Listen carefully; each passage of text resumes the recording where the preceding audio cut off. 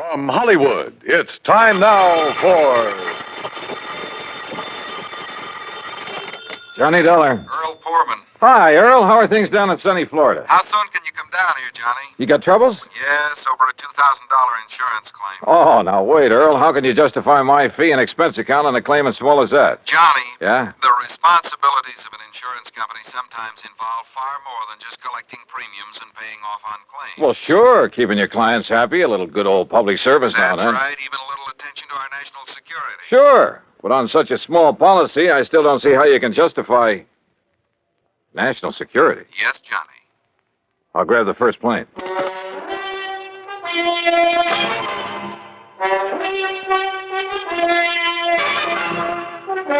Bob Bailey in the exciting adventures of the man with the action-packed expense account, America's fabulous freelance insurance investigator. Yours truly, Johnny Dollar. And now, Act One of yours truly, Johnny Dollar.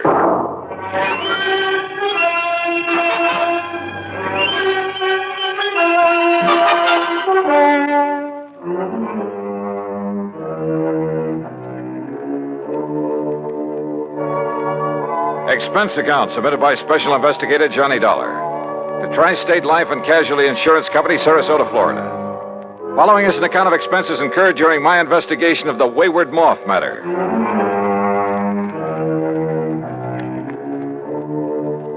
Expense account item 19620, plane fare and incidentals, Hartford, Connecticut to Sarasota, Florida. There I was met at the airport by my old friend and fishing pal, Earl Poorman, and we drove on into town. You, like my new car, Johnny? When aren't you driving a new car? But now let's get down to Electric cases. windows, power seat, air conditioning. Yeah, sure. Look, you said something about national security in connection with this insurance claim. Yes, Johnny, I did. Well, explain yourself. Well, that's the trouble. I can't. You mean to say you had me fly all the way down here? Now, wait, Johnny. Or was it just some trick to inveigle me into fishing, huh? Is that it?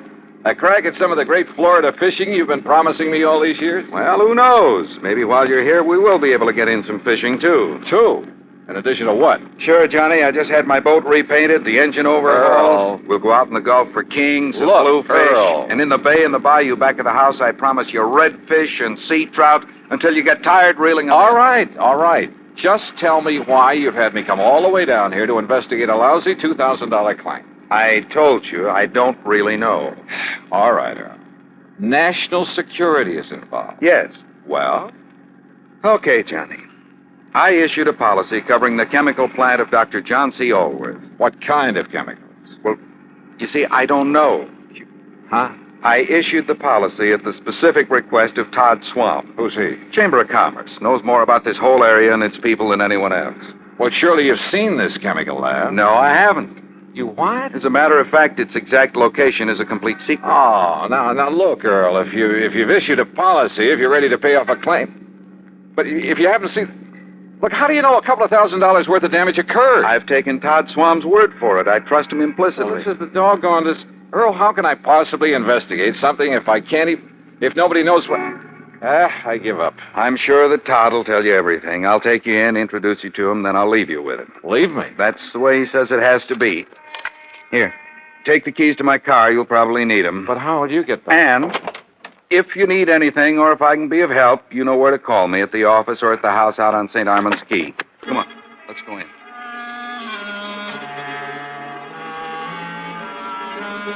Todd Swam is a young, pleasant, aggressive sort of chap. Serious, alert, receptive. He thanked Earl for bringing me, then led me alone into his private office.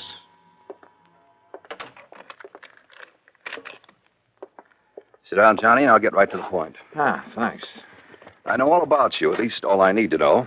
Not only from Earl Poorman, but from a lot of the cases you've handled. Well, then you one up on me. I also know that on occasion you've handled security matters, worked hand in glove with the FBI and so on. So? All right. My job here is not only to promote Sarasota, tell the world what a nice place it is to live, nice people, good homes, ideal climate. Great fishing? Yes, fishing, boating, just about everything. Okay, I'm sold. But what about this Dr. John Allworth? My job is also to be of whatever service I can to the people of the city. All right.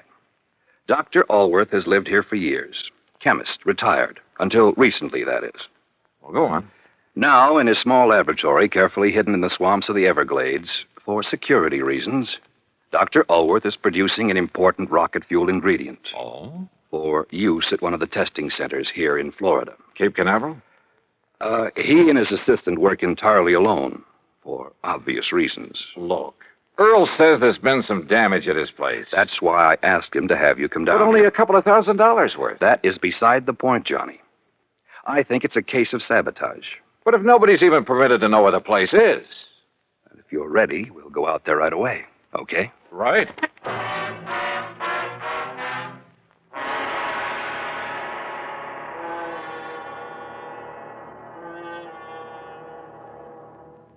Act two of yours truly, Johnny Dollar, in a moment. And now, Act two of yours truly, Johnny Dollar and the Wayward Moth Matter.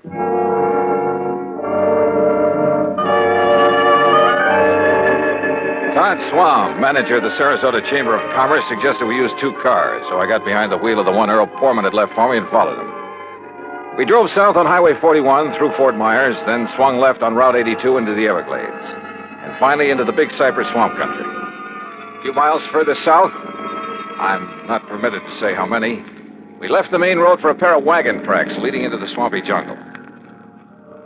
We stopped in a little clearing. From a small shack on the edge of a bayou, a tall, husky Indian emerged. He lowered his high-powered rifle as he recognized Todd Swam and walked over to where we'd parked. You bring a man, Mr. Todd. Ben Osceola, this is Mr. Johnny Dollar. Hi, Ben. How do you do, Mr. Johnny? Ben, he's to be let through here anytime he wants.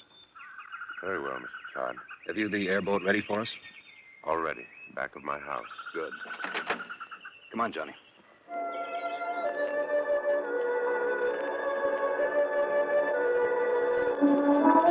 The airboat, parked on the edge of a bayou back of Ben Osceola's shack, was an aluminum hull about 12 foot long, square across the bow instead of pointed. 2 high seats were built up on it. At the back was a powerful motor with a propeller of the airplane type. Todd Swam and I climbed onto the precarious little seats, and we took off. And brother, I mean took off. What a ride. The airboat half planed, half skipped over the shallow water of the bayou. Perched up over the hull itself, I kept waiting for us to flip. After a quarter mile or so, we came on a vast plain of soggy, grassy marshland, splotched here and there with patches of clear water. Now and then, on half-submerged logs, big turtles quickly drew in their heads as we approached. More than once, a huge alligator gave us the beady eye, then quietly sank below the surface of a shallow pool. Plenty of rattlers and cottonmouths around here, too. Thanks a lot. Finally, we pulled up to an acre or so of brush and trees that looked almost like an island in the middle of the swamp. On it sat a long, low building made of concrete block. This is the place, Johnny. Unless you'd like to ride around a bit more. No, thanks.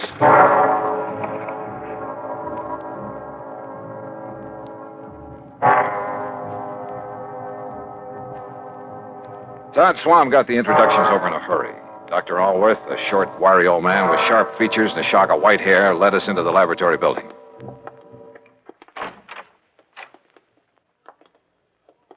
No, Mr. Dollar, not in there. Oh.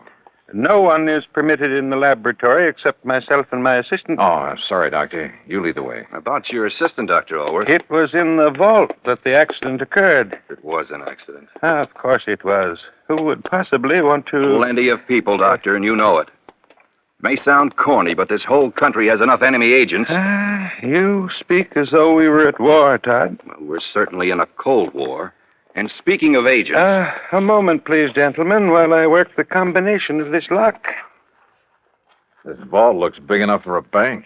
In it, I keep 2 things, Mr. Dollar. The finished rocket fuel component Yeah? and the delicate apparatus with which I complete the final secret stage of its production. Apparatus no one but myself has ever seen. And you're letting us see it? Well, the accident has rendered it completely unrecognizable. I still haven't learned what happened here, you know. Matter of fact, I haven't either, Johnny. I certainly have my suspicions. Doctor. There we are. No, don't go in. Well, The substance on the floor is so corrosive that, well, look. You can see how the legs of that heavy metal table have completely corroded, left nothing but a pile of splintered metal and rust. The rocket fuel did that? Now, there, in the corner at your left, are the rotting, tangled remains of the apparatus I mentioned. The apparatus the insurance money will replace so I can make up for valuable time lost. Doctor, I tell you, it was no accident. What happened, Mr. Dollar, is that the heavy glass flagon containing the finished rocket fuel additive, Glass, Doctor? a very special glass over an inch thick, the flagon containing about 5 liters of it was on that marble slab there in the middle of the floor, ready to be crated and shipped to its destination. I see. I had completed processing it night before last. Early yesterday morning, for some reason I have not been able to determine, the flagon exploded. Well, I'll bet I can find a reason. Where's that assistant of yours? Leon? Yes, Leon Salkoff. Salkoff? Yes, Johnny. A man doing secret work for the rocket missile project hires an assistant with a name like that. Now, Todd, Leon Salkoff. Doctor, there was a famous, well, I should say infamous character by the name of Salkoff during the last war, a young chemist. Yes, Mr. Dollar. Mixed up in a couple of industrial bomb plots. And if this is the same man... It is the same man. Well, then, good heavens. Exactly what I think. No. You're both wrong. This man was cleared in the war trials. Well, what difference does that make? I say a leopard can't change his spots. But don't you see that not even he knows the combination to this vault? Some other way to get in? Those little windows up there? 8 inches square and 2 inches thick. And you're sure there's nothing in your process that would cause the bottle to explode? Oh, I have checked and rechecked it. Where was Leon Salkoff when it happened, and where is he now? Well, he went to Fort Myers for supplies early this morning. He should be back. My guess is that he kept right on going. Yeah, Todd, I'm inclined to agree with you. Because, Doctor, if what you've told us is true, well, somehow, someone must have got to this stuff. How high are those little windows above the ground outside? Oh, about 5 feet. Then a gun, perhaps, aimed in through a window. But they are all in place and unbroken. Well, any reason why one of them couldn't be removed from the outside, then replaced? Well, I don't know. I'm going to see. I'll be right back.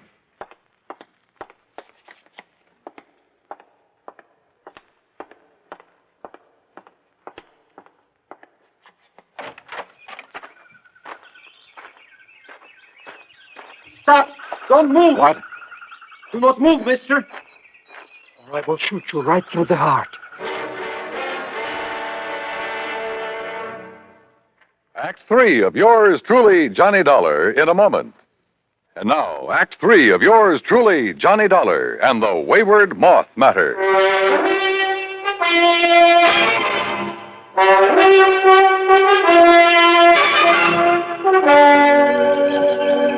Put your hands above your head, mister. Now, wait. One move and I will pull this trigger. Who are you? I will ask the questions. What are you doing here? Where is Dr. Elworth? Answer me. Or so help me, I will shoot you down. Mr. Dollar! Mr. Dollar, did you find anything? Doctor! Stay there, Doctor. There's a man out here with a gun. What's that? No, don't come out here. Leon, no, that's Mr. Dollar. What? Johnny Dollar, insurance investigator, to arrange the payment of our claim. You're sure, Doctor? Of course I'm sure. Well, I recognized Mr. Swan's car at the shack of the Indian. But when I saw the other car, well, I was worried about you. Oh, no, it's all right. He's here to help us. Salkoff. So you finally decided to come back. Mr. Swan. What took you so long, Leon? All the way into Fort Myers this morning, I puzzled over how the flagon could possibly have exploded in the vault. You found the answer? Or have you known it all along, Salkoff? I do not understand, Mr. Dollar. I think I do, Johnny. I thought so from the first. I've heard about you, Salkoff, about some of your activities during the last war. I pray that heaven will forgive me for what I have forced to do in that conflict, Mr. Dollar. Forced? It is my hope that by serving this wonderful country that has given me refuge, in some way I can make up for the terrible things I was compelled to do for the man who sought to rule the world. Now, that's a very pretty speech. Oh, it's true, Mr. Dollar. You've only to consult the records of the war trials. I may take a look at those records before I'm through with this case. I humbly beg you to do so. You still haven't told us where you've been all day, Leon. I tried to figure out how the explosion could possibly have occurred. So I telephoned one of our contacts. Contacts? The glass company that has furnished us with the heavy flagons. But there is no way the additive could have caused them to disintegrate. Disintegrate? No, Doctor. Where the flagon had stood, we found a pile of granulated glass. The flagon had completely crystallized. Oh, but even so, Wait.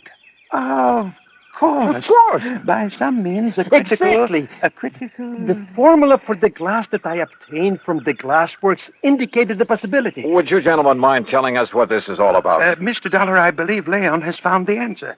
Well, if he has, I'll take back a lot of the things I've said and thought about him. Of course, we can't be sure until we proved it. It means waiting until morning. Oh, great. Meantime, we have a lot of work to do.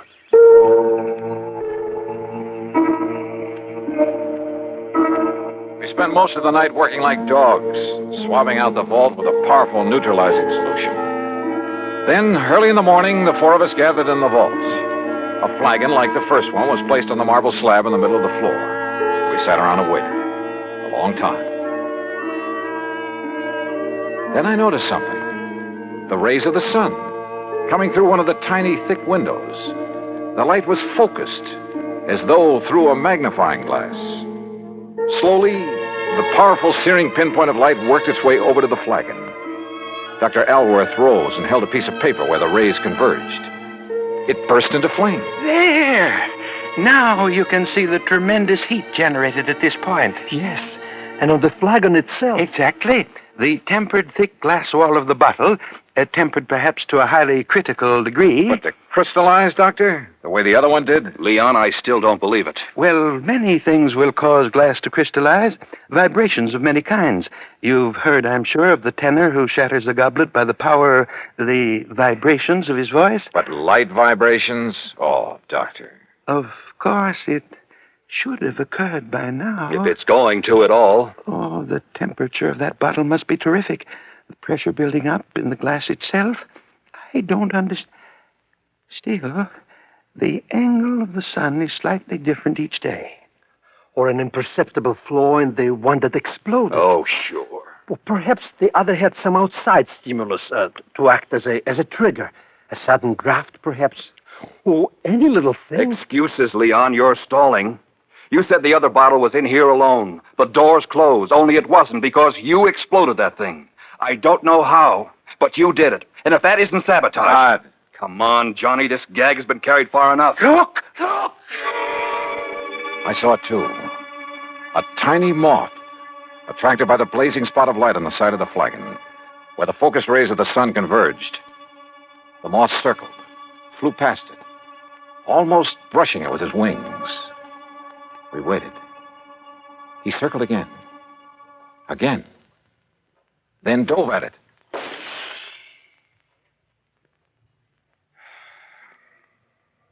Well, Todd. Yes. Leon, I apologize.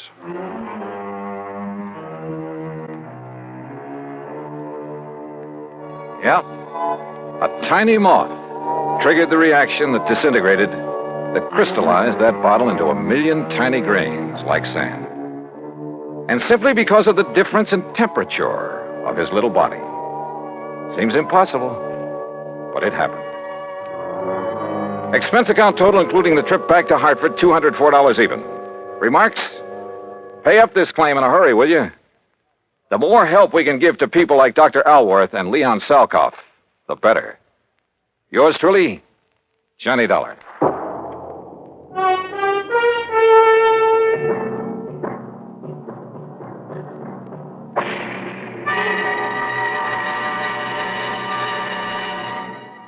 Our star will return in just a moment. Now, here is our star to tell you about next week's story. Next week, well, I thought my job in Florida was all done. Far from it. It had just begun. Join us, won't you? Yours truly, Johnny Dollar.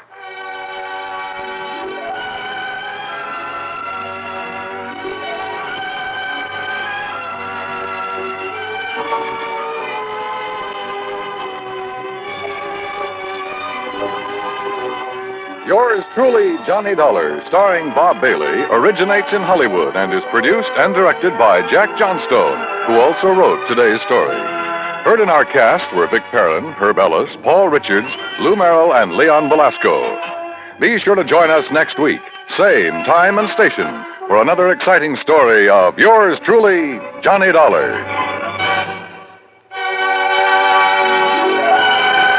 This is Dan Cubberly speaking.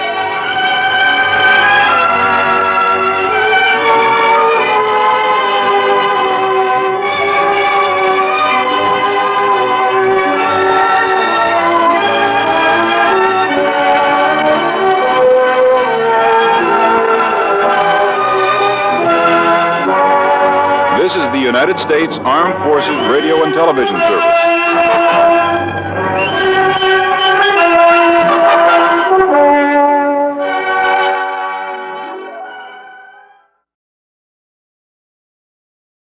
The time now for...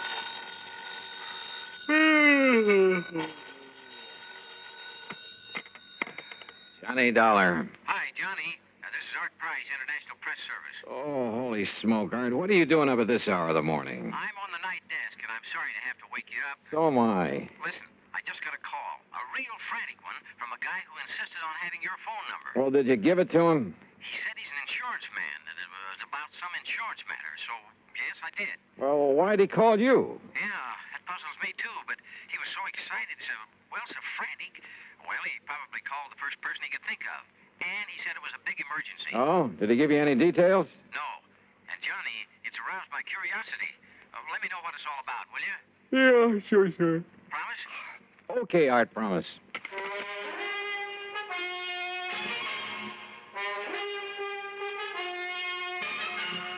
Bob Bailey in the exciting adventures of the man with the action-packed expense account, America's fabulous freelance insurance investigator. Yours truly, Johnny Dollar.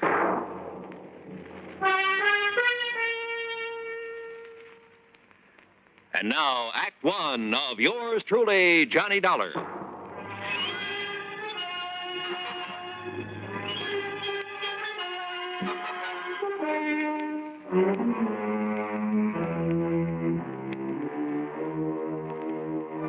Expense account submitted by Special Investigator Johnny Dollar.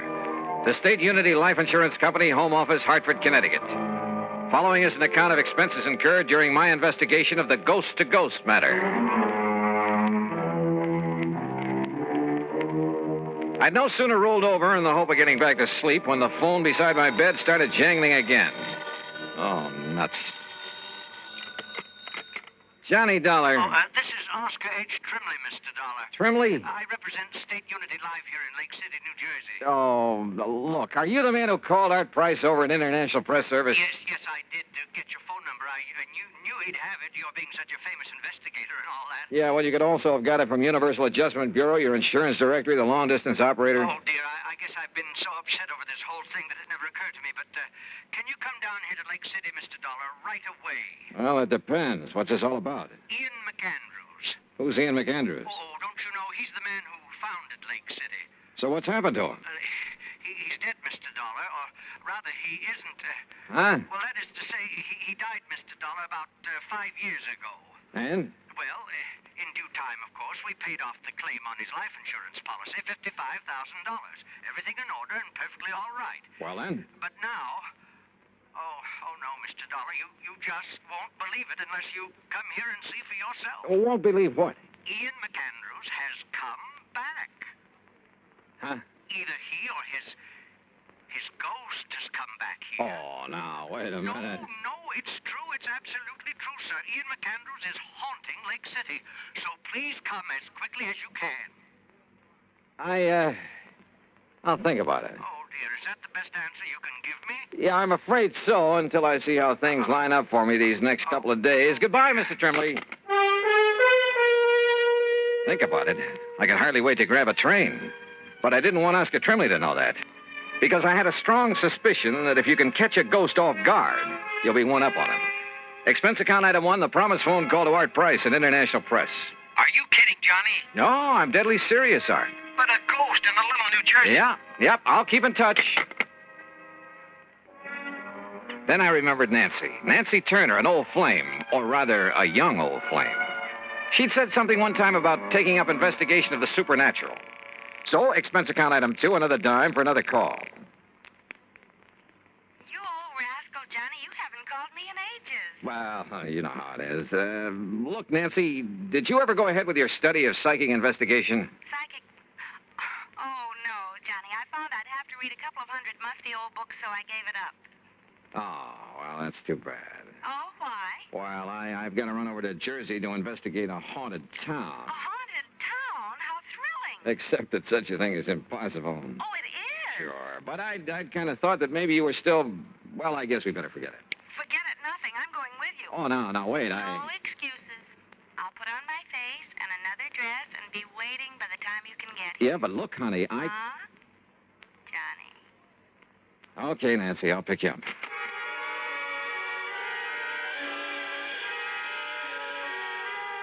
Item 3, 1085, taxi and train for 2 to New York. Item 4, $50 deposit on a rental car when we got into Grand Central Station. We crossed over into Jersey and hit Route 22 for Somerville and points west. And every mile of the way, Nancy chattered away like a magpie. She kept quoting some of the stuff she had read on the subject. A lot of authorities who decided that some of the reports on haunted towns and houses and people, things like that, had decided there was something really supernatural about them. And you know, after a while, I began to wonder. Yep, I began to wonder.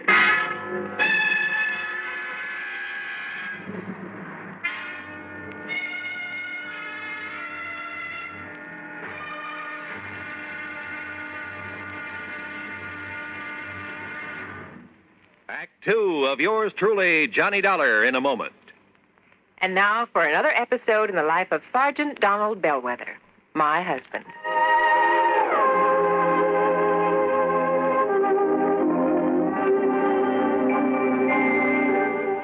Donald! Donald! I'm out here on the back porch, honey. Oh, there you are. Honey, why on earth did you choose a time like this to clean your hunting rifle? We're due at the Jamesons at 7. I'm ready, honey. All I have to do is wash my hands. I'll finish this tomorrow.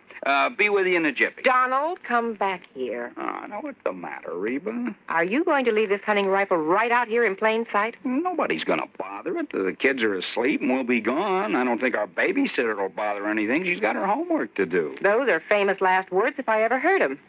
Donald, don't you realize that accidental death by firearms ranks second only to deaths from fall, fire, and poison? Yeah, but the kids are in bed. Well, sure they are. But what if our 6-year-old Marshall Dillon should wander out to the kitchen for a drink of water? You know, he'd love to play with his gun. Yeah, I suppose so. Well, please put it away under lock and key. Yes, dear, yes, right away. And for heaven's sakes, take those shells, too. You know, many accidents happen when bullets are thrown into a fire or hit with a hammer.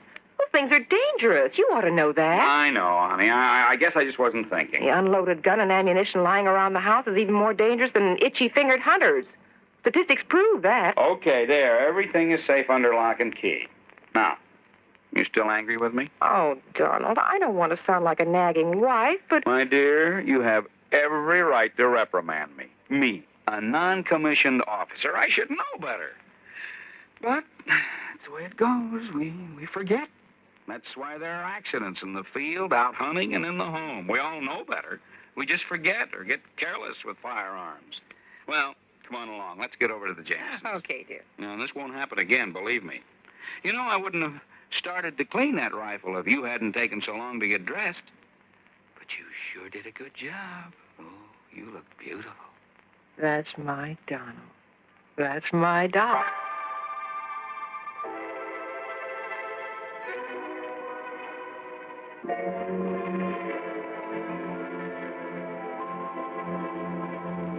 And now, Act 2 of yours truly, Johnny Dollar, and the Ghost-to-Ghost Matter. Lake City, nestled in among the soft, rolling North Jersey hills. But a kind of has-been town. I saw the reason for that in the abandoned mill, the old McAndrews cotton mill at one side of the lake. The same old story, I guess. When a town's main industry closes down, it kind of goes to pot. Nonetheless, it was a charming little place. Population, maybe 400 or 500.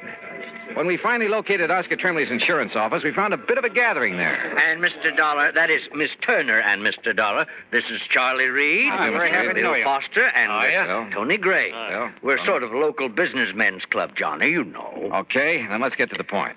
Sit down. Thank you. Johnny, I thought over the phone that you were turning us down. Well, I changed my mind, and when I thought of Nancy and her knowledge of the supernatural... Good. That's what we need. Yes, you're Well, right. I am interested in the subject. We're all a little worried about it. Tony isn't kidding. I think we're a pretty level-headed bunch, but, well, this thing has us scared. That's putting it mildly. If it really is his ghost that's plaguing Oh, us. now, you don't seriously believe in ghosts. I'll tell you this. I never did before, but now, well, wait and you'll see. Gee, Johnny. Well, suppose you tell me what's going on. Well... No, Johnny. You'll have to see for yourself. And here. Yes, Charlie, and here. And that means waiting until midnight. Midnight? Sure, Mr. Dollar. Well, just why, Bill? You'll see. Yes, and meantime, you can look around. Say, aren't you quite a fisherman, Johnny? Oh, I'd rather fish than eat, but now look, if you... Oh, I love to fish, too. Good. The lake's full of nice bass. Charlie, you can fix them up with a boat, can't you? Sure can. Yes, but if I'm going to Tony, investigate... you arrange for a place for Miss Turner to stay overnight. Be glad to. Well, now... And Johnny, you'll stay at my home, all right? Fine, but now at least tell me... No, I want you to see for yourself at midnight. Now, meantime, good fishing. Right. I've got to get back to the shop before Mrs. Bixley starts screaming about her high five. See you later. Yeah, and I'll come back to the office and arrange somewhere for Miss Turner to stay. See you later. See you, Tony. Now, if you folks will come over to the print shop with me, we'll pick up the keys to my boat and some tackle, and you can be on your way. Look, can't you at least give me some idea? Nope, not a thing until midnight. Oh, and we'll all have dinner together at the hotel. Mr. Trimley... Well, you ready, Mr. Turner? Johnny? You fellas are the boss, I guess. Fishing, Nancy? I'd love it. I'll even give you some of the fast strike hooks I use. Okay, then, let's go. There was something slightly screwy about the whole thing. And I don't mean just the talk of a ghost. But when I go fishing, and at company expense, well, who's to complain? So Nancy and I spent the rest of the day on the lake. Matter of fact, she caught the big one.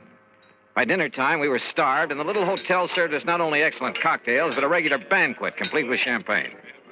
You enjoying it, Miss Turner? I love it. Only why don't you call me Nancy?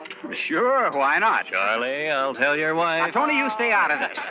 Mr. Trimley, about this ghost business. Champagne, you know, comes from the old Leland Stanford vineyard. Oh, yes, and it's fine. Finest I know. But it's time we talk about your ghost. Say, you land any big ones out on the lake? Yeah, Bill. Nancy got a 4-pounder. But now listen, would you... Another thing about this fine California Say, didn't wine. I see you navigating the boat, Nancy? Listen, while will you Dollar did please? all the Fella fishing? got one last year, weighed 6.5. Look, fellas, He caught it over near the old cotton. Hey, fellas, look, please, will you tell me a little bit about... All I want to know is...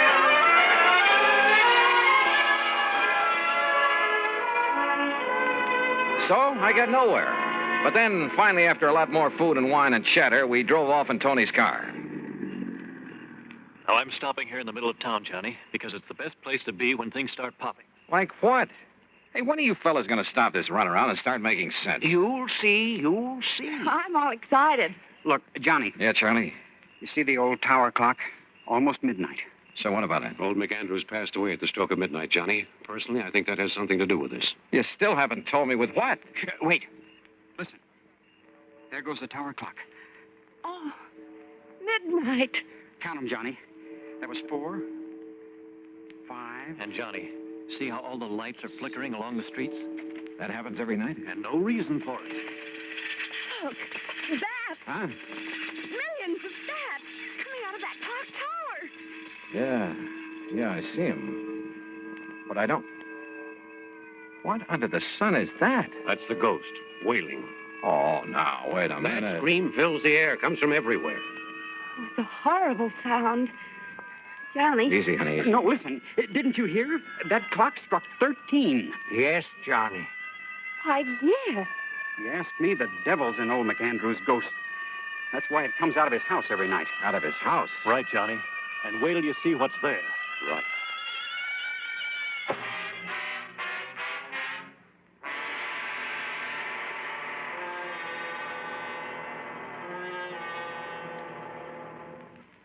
Act 3 of yours truly, Johnny Dollar, in a moment. Do you know who said, "They that can give up essential liberty to obtain a little temporary safety deserve neither liberty nor safety. Those words were written by Benjamin Franklin in the year 1759. Even before the United States of America had come into being, Franklin realized that the path toward freedom was a difficult one. He knew that there would be many people who would prefer easier paths to the difficult one that led toward freedom. These people, he felt, did not deserve to enjoy freedom. Just as there were in Ben Franklin's time, there are people today who would choose what looks like the safe and easy way to protect American freedom. They would be willing to sacrifice some of their liberties in order to be comfortable. But the surrender of a little freedom soon leads to the surrender of all freedom. Liberty can be protected only by constant vigilance and the willingness to fight to protect it, if necessary. Remember the words of Benjamin Franklin. They are part of your American heritage. Temporary safety must never be purchased at the price of liberty. And now, Act 3 of yours truly, Johnny Dollar and the Ghost to Ghost Matter.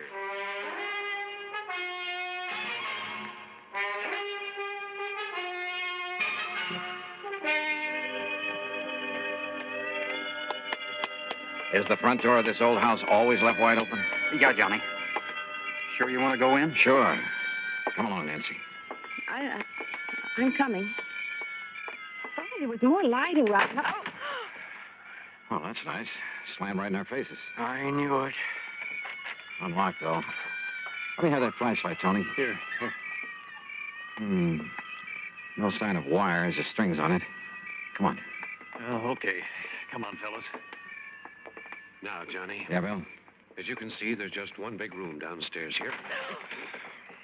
Johnny. Easy, Nancy, easy. Don't you see that? Look, I admit this is all pretty strange, but a ghost. Well, what else? We've been over this house with a fine-tooth comb. Hey, listen. You hear that? Somebody's walking on the ceiling. Listen. Oh. Yeah, that's the kind of stuff you hear. Poltergeist, noisy spirits. You can hear them, but you can't see them. Don't you see, Johnny? It can't be anything normal or natural. Is that the end? No, sir. The old ghost has a regular...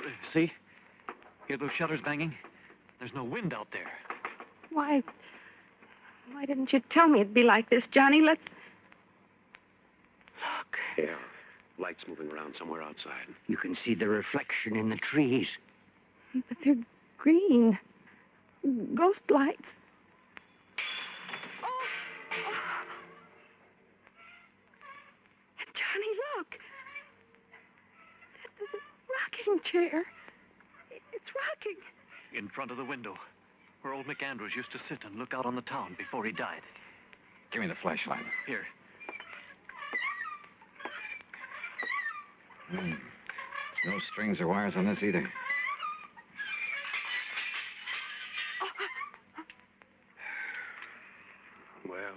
Well, that's the end of it.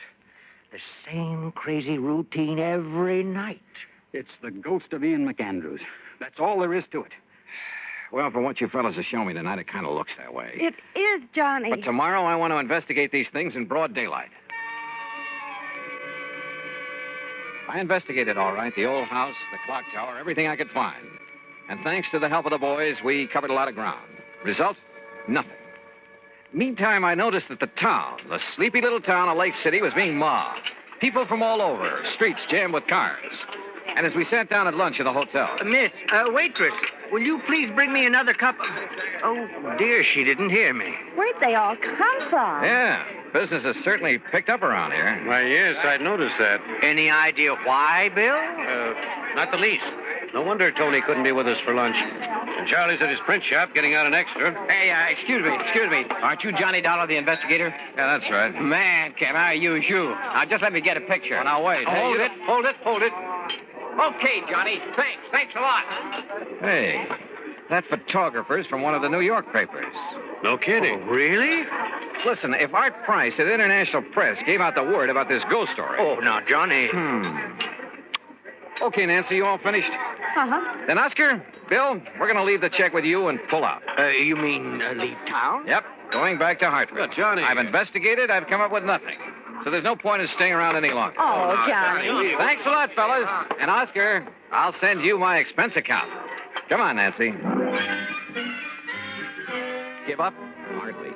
Sure, Nancy and I hit the highway, but for only a few miles. Then shortly after dark, we drove back.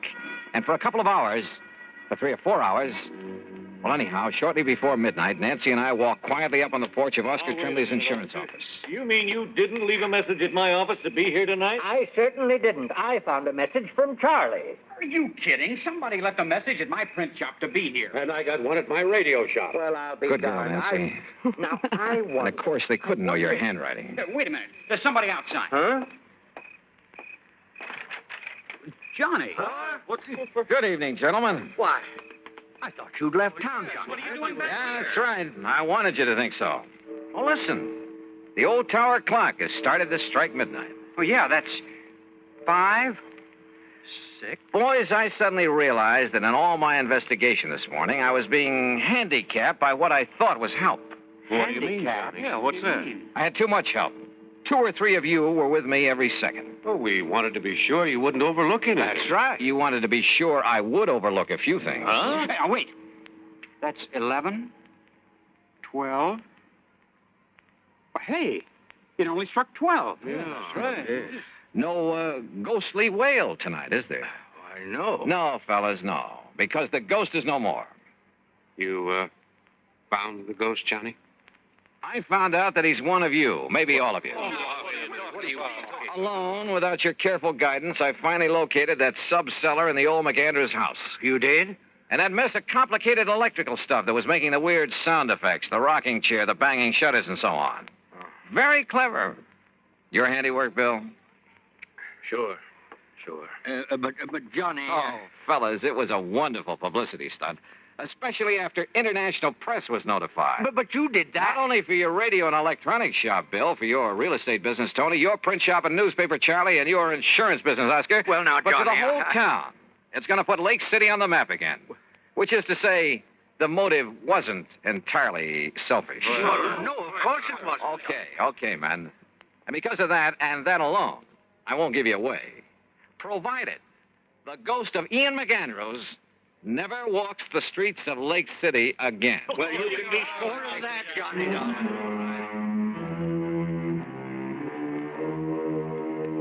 I don't know. I suppose I ought to really hit you over the head with this expense account.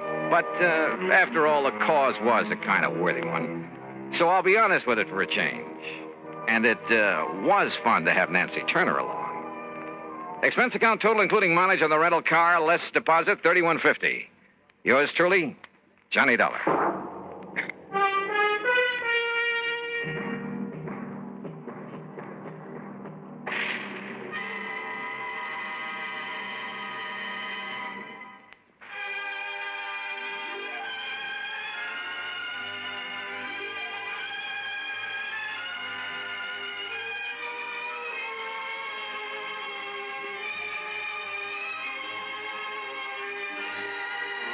Yours truly, Johnny Dollar, starring Bob Bailey, originates in Hollywood and is produced and directed by Jack Johnstone, who also wrote today's story.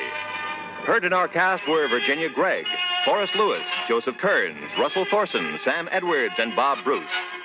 Be sure to join us next week, same time and station, for another exciting story of yours truly, Johnny Dollar. This is Roy Rowan speaking.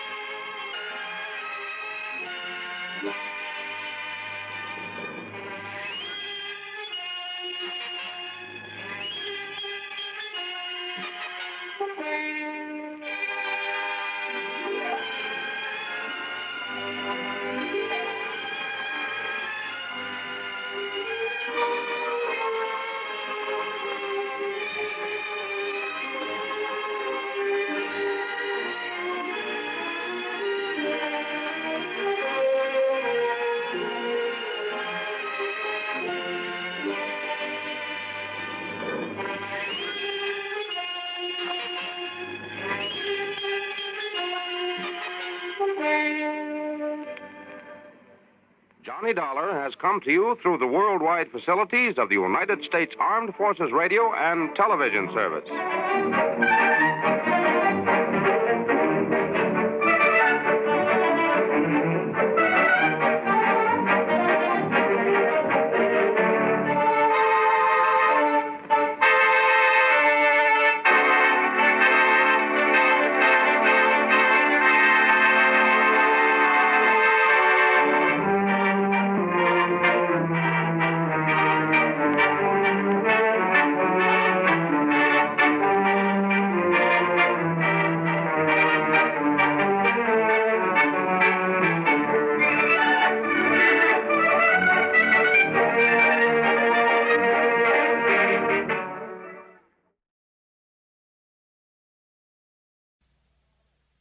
Earl, how are you? Great. Johnny, do you remember the Lucky Fall Ranch? Well, if you're talking about the one out in Green Mountain Falls, Colorado. That's the one I'm talking about. Well, sure. That's where you and I and Ray, what's his name? Ray Smithney. Yeah, Ray Smithney, who owns the Lucky Four. You and he and I investigated the death of that concert pianist. That's right. Also, we had some real fine trout fishing up in 11 Mile Canyon. Do you remember the little private lake up in the mountain back of Ray's ranch? Cherry Lake? Yeah, it's Old Bill Cherry's lake. Only it isn't there anymore. Oh, that's too bad. Old Bill isn't around anymore either. Well, what's happened to him? According to all the information, he was killed when the dam broke and sent his farmhouse crashing down into the valley below. Oh, gee, that's too bad. I have the claim for his insurance right here on my desk. I'll send a copy of the policy to you there at the Lucky Four. Hey, wait a minute. Is something wrong, Earl? That's what I want you to find out. What makes you think something's wrong? A phone call I just got from Ray Smithney said he's found a couple of things that make him think the breaching of that dam was no accident. Okay, Earl. I'll grab the first plane I can.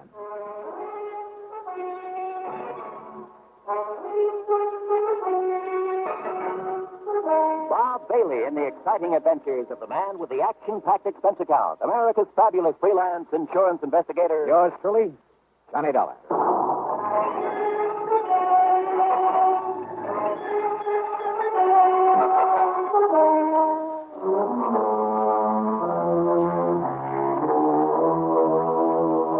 Expense account submitted by Special Investigator Johnny Dollar to the Tri-State Life and Casualty Insurance Company. Attention, Earl Foreman. Following is an account of expenses incurred during my investigation of the Lucky Four matter.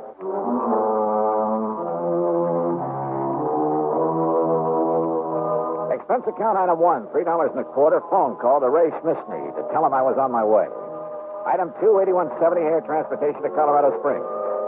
Ray met me at Peterson Field, the municipal airport. Well, glad you could make it, Johnny. Yeah, it's good to see you again, Ray. How are things with the Lucky Four? Oh, just fine. Our best season ever. Here, we'll shove your bags in the back seat. Okay, good. Go ahead now, hop in. Yeah, sure. All right. Now, what's this about your thinking old Bill Cherry's death was no accident? Johnny, I'd better give you the whole story. You remember Cherry Lake, don't you? Sure. I remember taking a couple of nice trout out of it on a Silver Doctor. Or was it a Royal Coach? Well, you didn't meet old Bill because he was away at the time. Actually, we were kind of poaching when we fished up there. Oh? If he'd suddenly come back and caught us, he'd probably have filled our hides with birdshot. And here I always thought you were on the side of law and order. He was a kind of ornery old cuss, but in spite of it, we got along pretty well. Even after he put in that dam. How'd the dam affect you?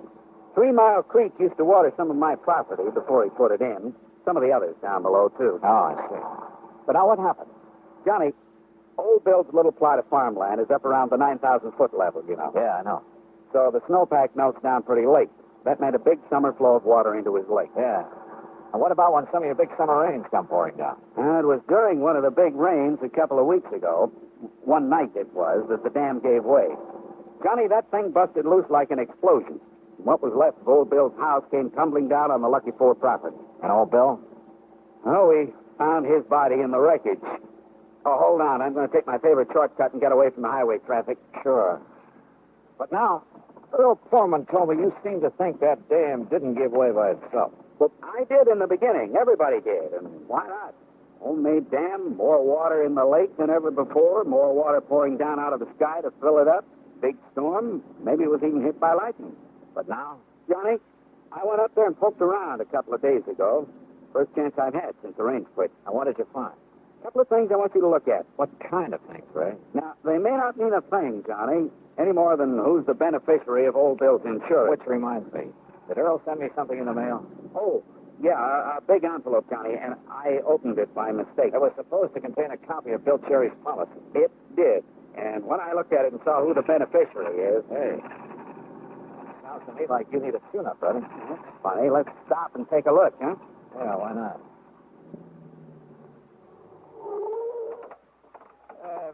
You say that when you saw who the beneficiary is... A worthless nephew of Bill's who hangs around the pool rooms in Colorado Springs. He's been in a couple of scrapes with the law.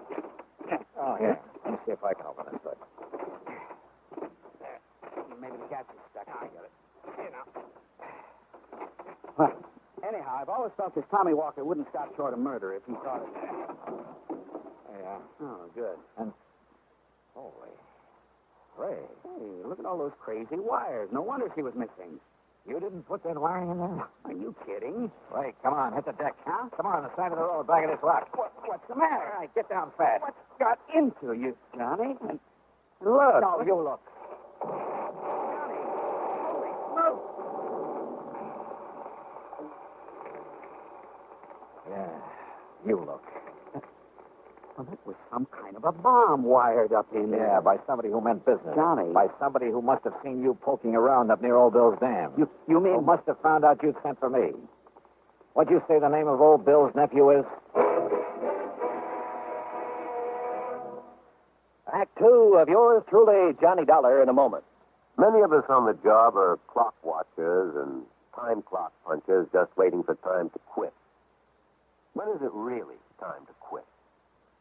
The man with a set day of work has a schedule to adhere to, but the fighting man quits only when the job is done. And to him, capture by the enemy does not mean the end, but perhaps only the beginning of the most important part of his job. One of the points of the Code of Conduct for the American fighting man says, quote, "If I am captured, I will continue to resist by all means available. I will make every effort to escape and aid others to escape. I will accept neither parole nor special favors from the enemy." Unquote.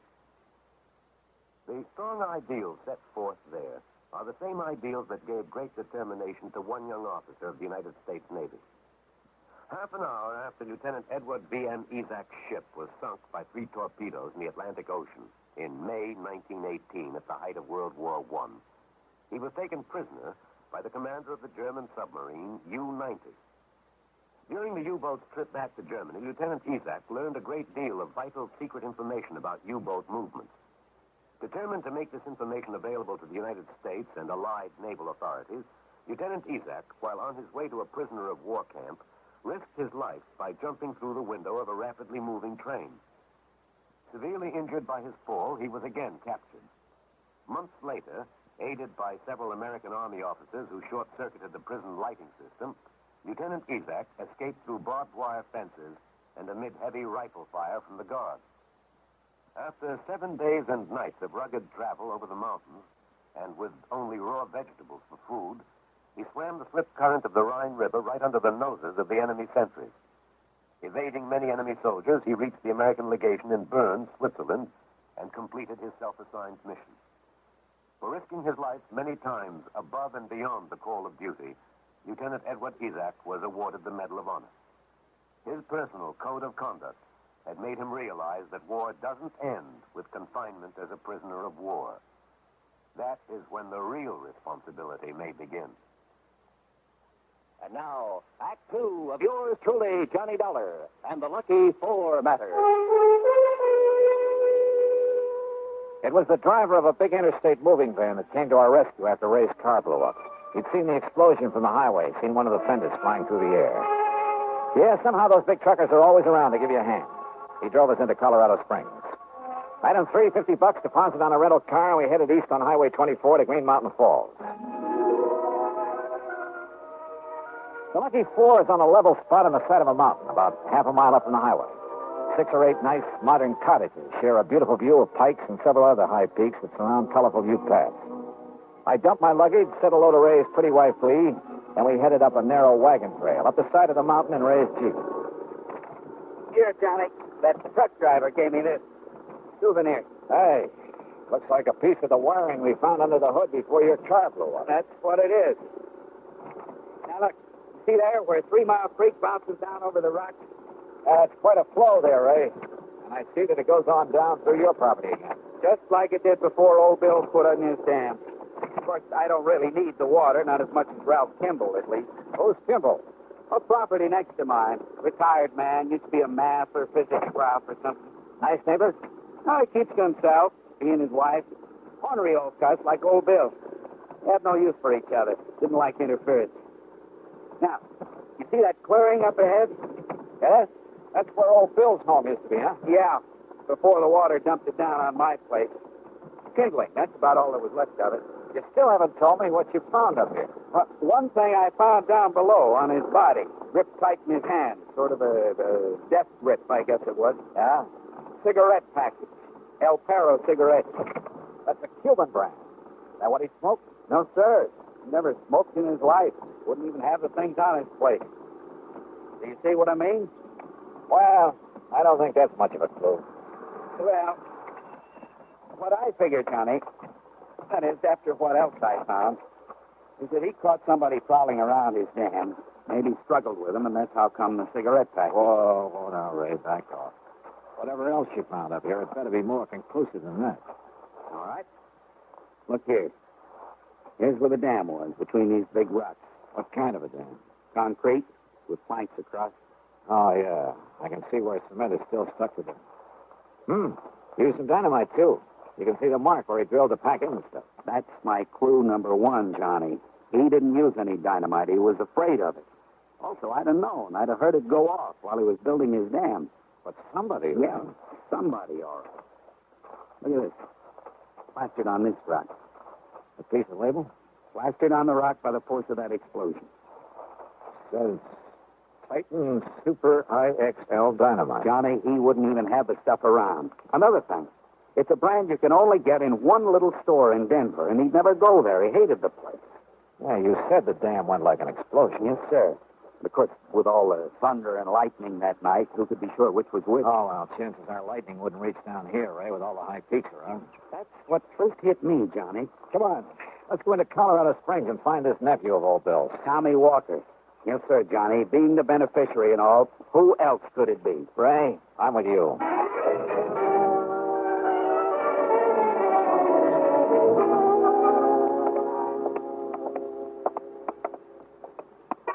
Doesn't look to me like there'd be any cheap pool halls in this part of town. No. But up ahead's the Ace High radio shop. That's where Tommy was working, last I heard. Oh? Can you think of anything better to tie in with the way that infernal machine was wired into the hood of your car? Holy smoke, Johnny, you're right.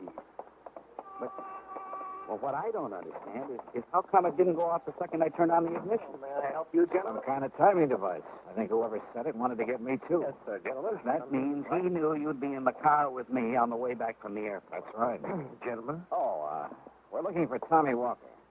Oh, don't mention that, no good. Then I take it he isn't here. Oh, 2 days he lasted. If you ask me, it was 2 days too long. Well, you had trouble with him, mister? Oh, no trouble. No, nothing. That was the trouble. Answered my ad in the paper, said he knew all about radios and electronics. He could fix anything. Well? Dumb, lazy lout. He didn't know anything. He didn't do anything. He didn't know the difference between a fuse and a vacuum tube. Never even heard of a transistor, much less know what a circuit was. Yeah, well... All he knew about a radio was how to turn the knobs. Oh, and the music that guy would do. Well, now, me, I like the yeah, guy. well, now, look. And that boy was so dumb he couldn't even attach the wires to a plug properly. You sure of that? All he wanted was a place where he could sit around smoking those smelly Cuban cigarettes and listening to trashy music. Cuban cigarettes, Johnny. That pack I found. Yeah. Mister, my life. as long as I'm here, I wonder if you could sell me a hunk of wire like this piece. Certainly, sir. Oh, this? No, I have nothing like that. I see. And you're sure Tommy didn't know anything about electricity? Oh, of course I'm sure. Look, when I told him once to open up the back of a telephone... Come on, Ray. The darn fool, he would have electrocuted himself if I hadn't been there. Gentlemen! Johnny, if he's telling the truth... He is, Ray. Come on, we're going back to the ranch. Well, but why, Johnny? It's worked before, and I hope and pray it'll work again. Ray, I'm going to play a hunch.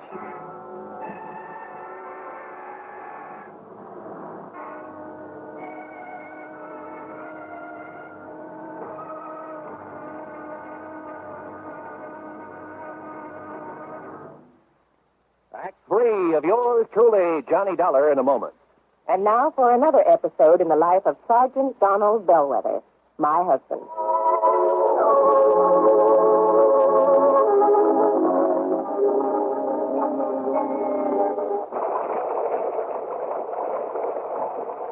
Donald, it's sure pouring, isn't it? Can you see all right? Oh, yeah, I can see. These windshield wipers are operating with mechanical perfection. You notice there are no more streaks either since I put on the new rubber blades. You know, I think every driver should have his windshield wipers in good order. It's much safer. It would be much safer if everyone would slow down during wet weather like my husband is doing right now. Just being cautious, Reba. We don't want an accident in this downpour. We don't want an accident anytime. Yeah, that's for sure. Well, the experts say that accidents just don't happen. Something causes accidents, and that cause can be prevented. By the way, dear, in what kind of weather do you think most accidents occur? Oh, I'd say in rain or snowy weather or slippery weather when visibility is impaired. That's the wrong answer, dear. Wrong? Are you serious? Statistics show that 8 out of 10 accidents occur when the weather is clear or with a cloudy overcast. Are you positive? I wonder why. Oh, here's our house bill. Oh, yeah. Now, you sit right here, Reba. I'll get out with the umbrella, and then I'll come around and open your door. All right, honey. I wonder why. Wonder why what? Why 8 out of 10 accidents happen in clear weather? Oh, well, I don't know for sure, Sergeant. But I do know that you drove very carefully tonight in the rain. Thanks. Now, if everyone drove as carefully during clear, dry weather, there'd be less accidents, I'm sure. Hey, that must be it. People automatically get cautious in the rain and snow. Too bad they don't stay that way in good weather. You will, won't you? I mean, drive safely in good weather, too? I promise. Oh, that's my Donald. That's my doll.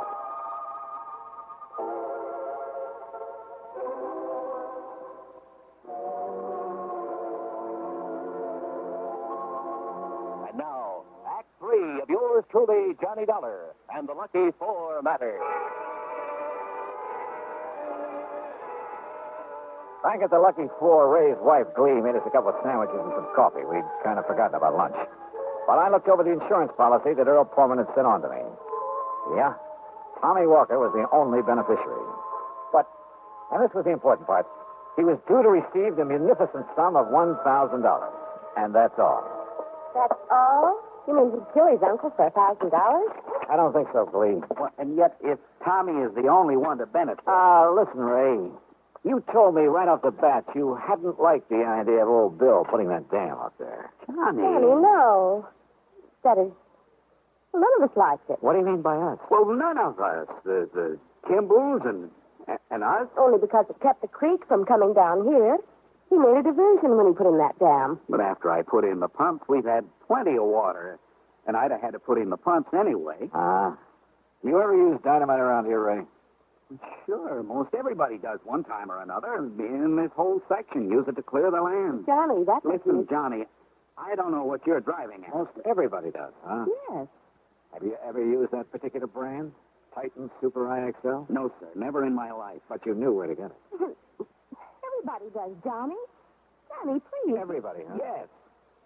Including Ralph Kimball next door? Mr. Kimball? Huh? Yeah. Maybe I'd better go over and talk to him, huh?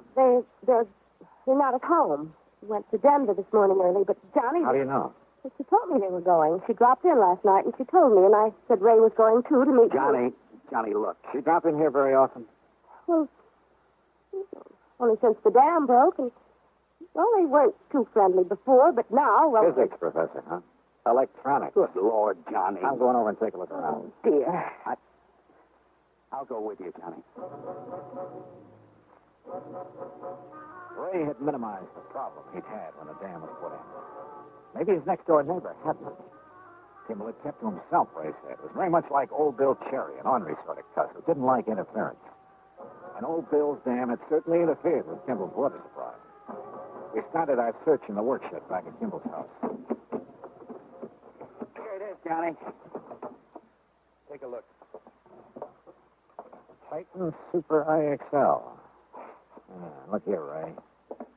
This rock drill the same size as the one used up on the dam? Sure is, Johnny.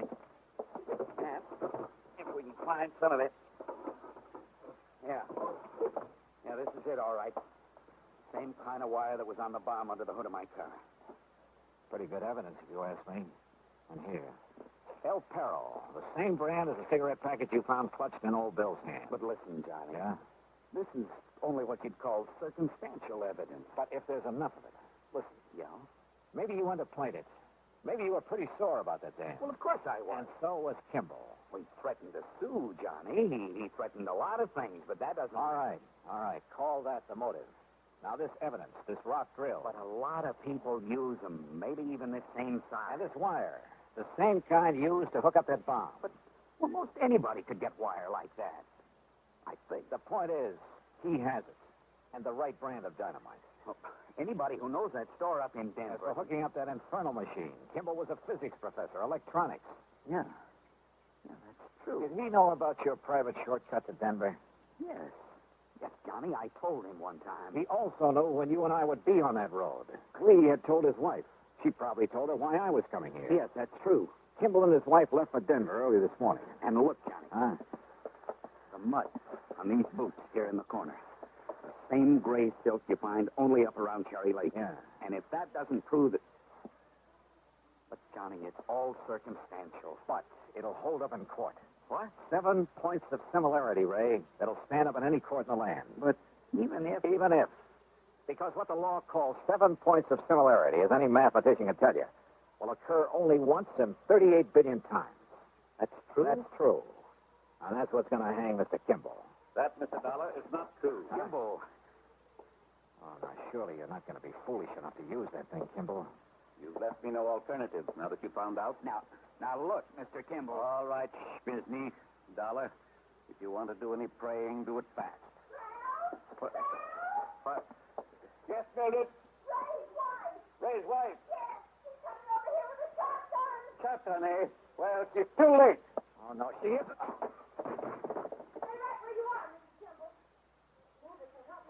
Oh, that was too close, Johnny. Yeah. Shall we join the ladies?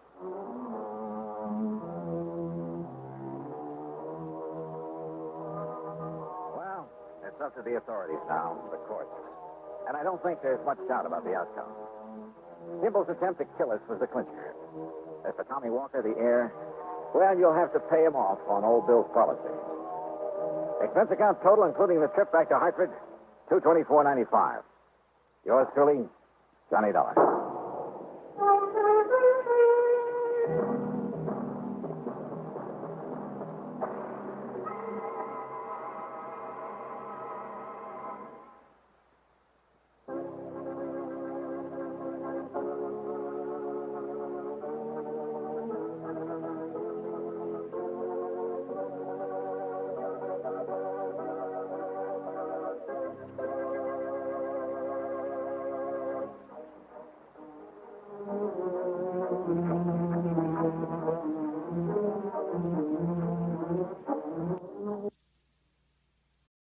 Hollywood, it's time now for Johnny Dollar. Johnny, this is Fritz Milk here at Star Mutual. Fritz, I can't think of anybody I'd rather hear from. What? Every insurance case you've called me on has put a lot of dough in my pocket. Well, now, And Johnny... it just happens that right now I can use a few extra bucks. Quite a few. So what's the deal? Well, as a matter of fact, I hadn't thought in terms of any fee on this one. Oh. But of course, we'll pay whatever expenses you may incur. Oh? You trust me with my expense account, Fritz? Are you kidding? Of course not. Okay, then, now that we understand each other, what's the problem? Or rather, who's the problem? John Wakefield Edwards. Ever hear of him? No, I can't say that I have. Retired businessman. Leather goods, I think it was. He lives just outside of Albany, New York. So what's happened to him? Well, nothing that I know of. But he has a lot of insurance with it, including a straight life policy worth $155,000. How old is he, Fritz? In his late 60s. Married? His wife died, 3 or 4 years ago. Then who's the beneficiary? His adopted daughter, Marilyn. And how old is she? In her late 20s. She's a very attractive girl, I understand. Then who cares about a fee? Fritz, I'll take the assignment. Easy, Johnny. You probably won't even see her. Oh, why not? But she lives and works over in Troy. Well, what's happened to the old man? Well, he called me a few minutes ago and asked, or rather demanded, demanded that I send you over to see him immediately. Yeah, why? He wouldn't say. What he did say, though, just before he hung up, is that under no circumstances are you to let her know that you're coming. Meaning Marilyn? I would assume so. I wonder. So do I, Johnny. So if I were you, I'd hop on over there. Tonight? Well, first thing in the morning? Okay, Fritz, we'll do.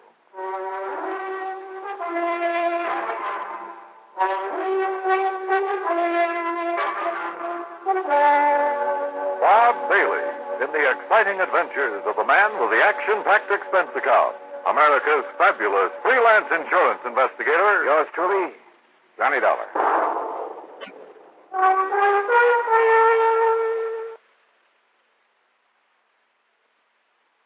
And now, Act One of yours truly, Johnny Dollar.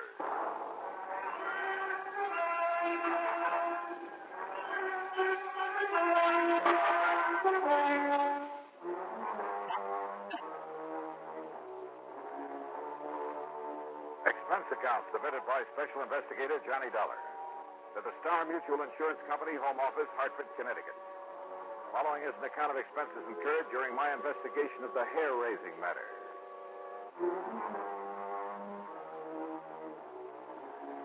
When a beautiful girl and a fortune are involved, well, instead of waiting until morning, I got out my car and drove over to Albany. Item 1, 1720 for mileage.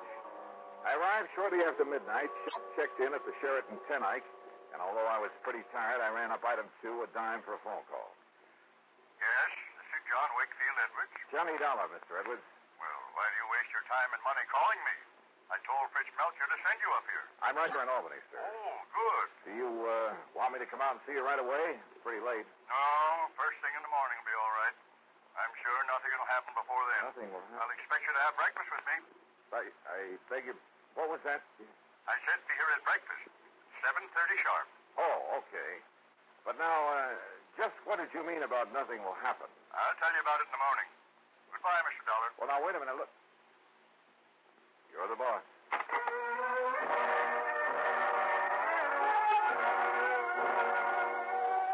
Why, oh, why didn't I call him back? Demand to know what it was that he was expecting to happen.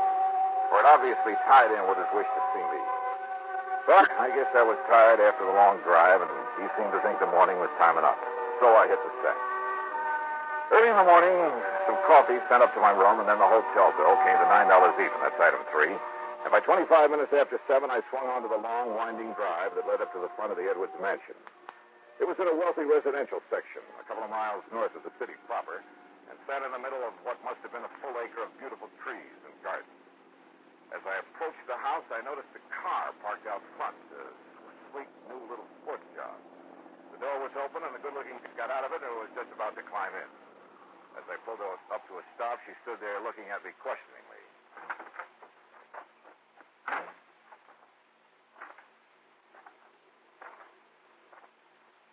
This is the Edwards home, isn't it? That's right. You want to see somebody? Why, yes. As a matter of fact, Mr. Edwards sent for me. Oh, really? Are you an old friend of his? Oh, I didn't know it should. Oh, that isn't what I mean. Now, my name is Johnny Dollar. John. Insurance detective or investigator or whatever you call it. Yeah, something like that. Well, hi. I'm Marilyn Edwards. Well, hi. I should have guessed he'd send for someone like you, Johnny. Come on in. Why do you say that, Marilyn? Well, Daddy seemed to be worried about something lately. You know what? No, at least I'm not sure. That's why I thought I'd stop by this morning before going to work.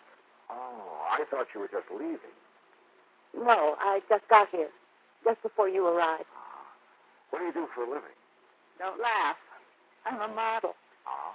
And stop raising your eyebrows. After all, somebody has to post for those ads for dishpan hands. Oh, sure. And so we go in and see Daddy. That is if he's up. Well, it better be. I have a breakfast date with him at 7:30, and it's now exactly 7:31.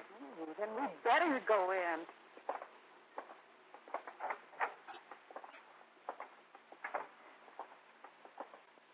Hi, Daddy.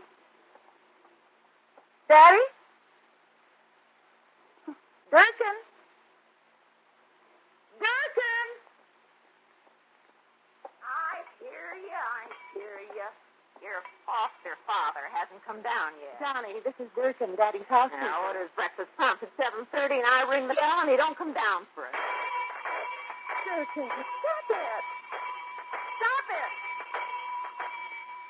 There now. That's the third time. Third time? Daddy, not punctual? I think I better go up and see. I'll go with you. I heard his alarm clock go off 3/4 of an hour ago, so the ship's on.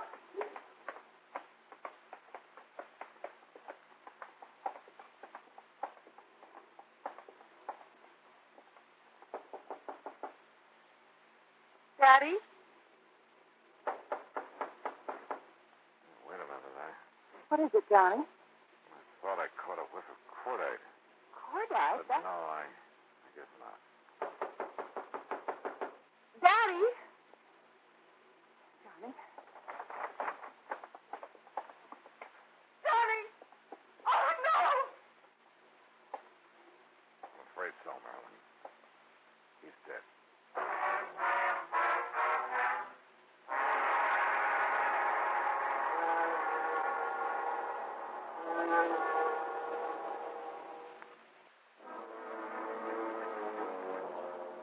Together with Marilyn Edwards, adopted daughter of John Wakefield Edwards, I found his body in his bedroom slumped over the desk. There was no sign of any wound, no evidence of foul play.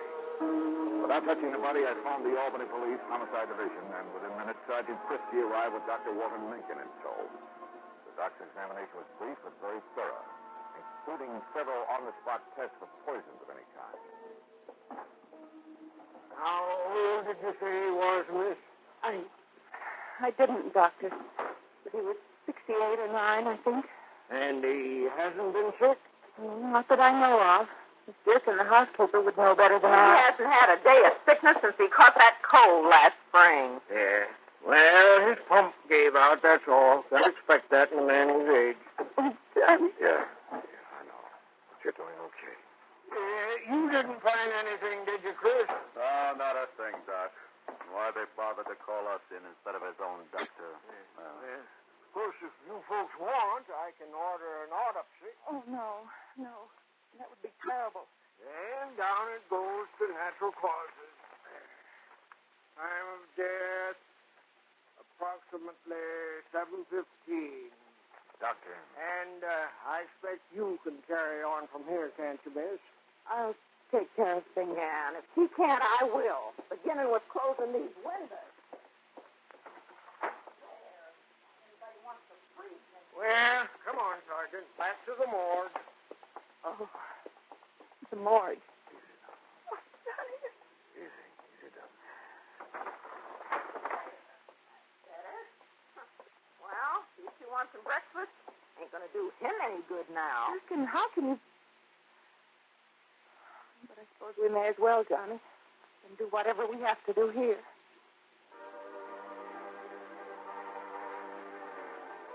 There was something mighty wrong here, yet I couldn't put my finger on it.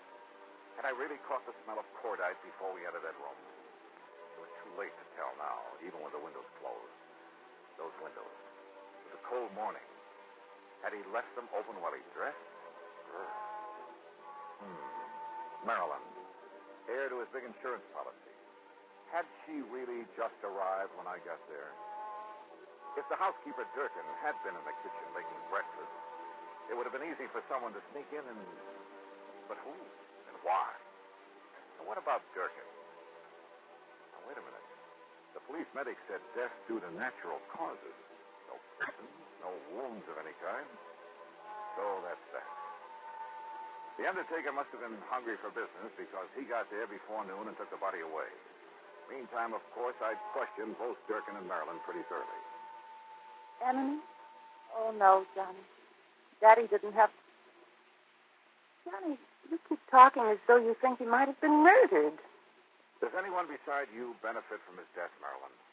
It's a horrid thing to say. I do. Durkin, what are you doing snooping around this way? Well, it's as much my affair as yours now that Mr. Edwards is gone. What do you mean by that, Durkin? I mean the money he left me in his will.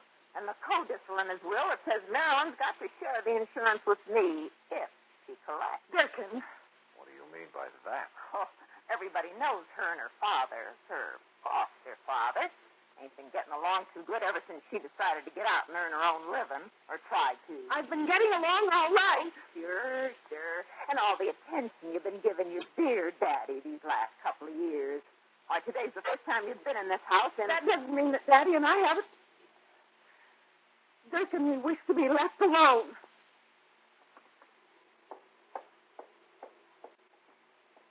I'm sorry, Johnny. Marilyn, I want to go up and look at your father's room again. All right, if you like. And I'll go along with No, you. thanks. I'd rather do it alone. Oh? And what did I find? Nothing. Sure, there were a couple of old bottles of hair tonic hidden away under some shirts. But after all, I mean, at his age. And that funny little thing on his dressing table. There was a little, well, hat stand, I guess you'd call it. The kind you find in a woman's hat shop. You know, a little wooden stand about 8 or 10 inches high. Johnny, look. Huh? Where did you get that? After what you said downstairs, I guess I began to Pretty wonder. special. So I looked around outside, for footprints or, well, I don't know what I was looking for. And you found this handgun? It was in the middle of a myrtle bush. It was Daddy's gun. Oh? And see, one shot has been fired. Yeah. I also see you've carefully put your fingerprints all over it. Oh. Fine. Now, my prints are all over it. So if it was used to... What am I talking about? If there'd been a shot, Durkin would have heard it. What's more, there would have been a bullet wound, and there was no sign of anything in the... Wait a minute. Marilyn, maybe there was.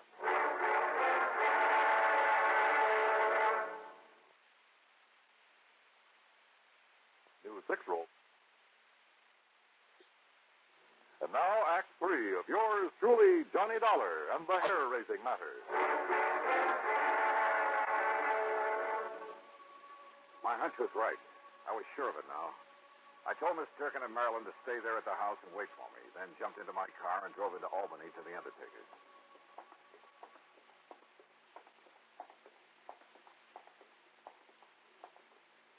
Here we are, Miss Dollar. The embalming room is right here. Though I must confess we haven't had opportunity to prepare Mr. Edward's body yet. Good.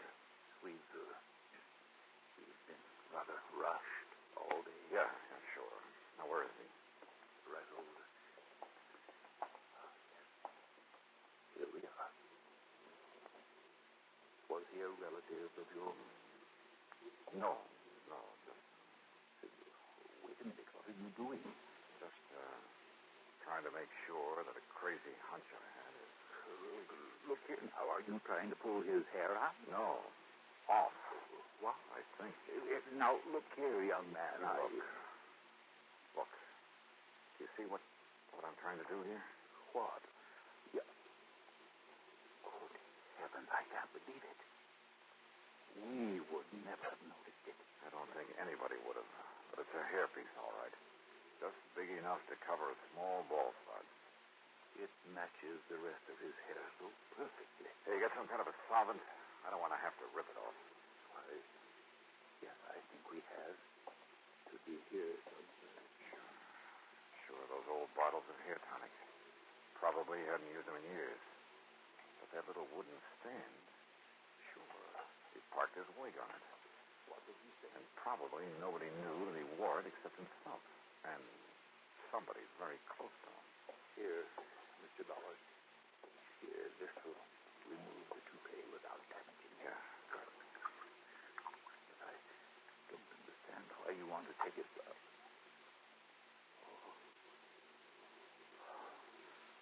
Good Lord. Yeah. Right in the middle of his bald spot. Covered up by the hairpiece. And the bullet that made it was a .38 special.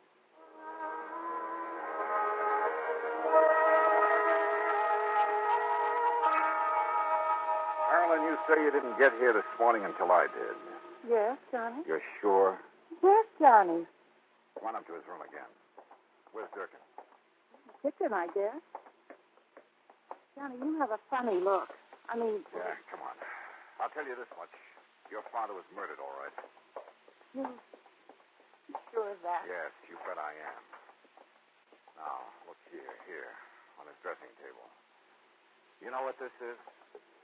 Of course. It's a little hat stand I used when I was a kid. What's it doing here? I don't know. Funny. I never really noticed it before.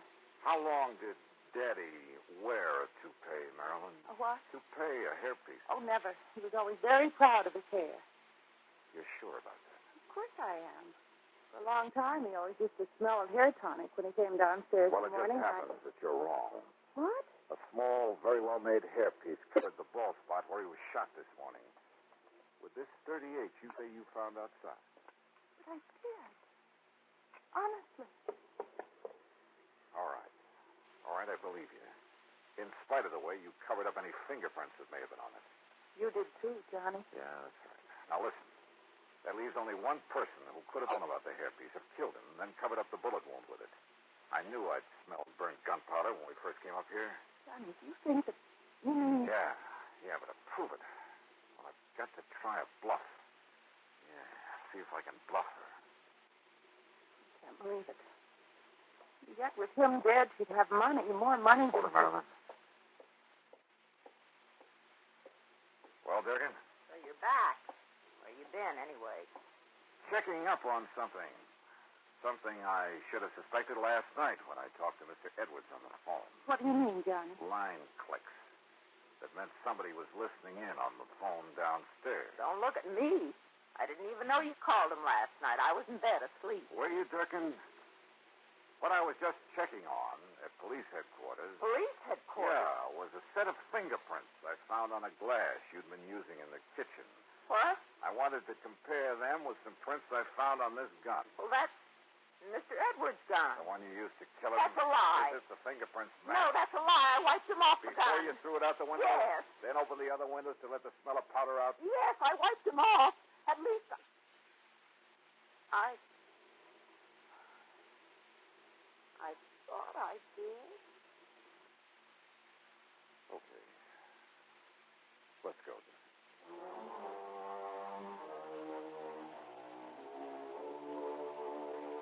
Don't worry.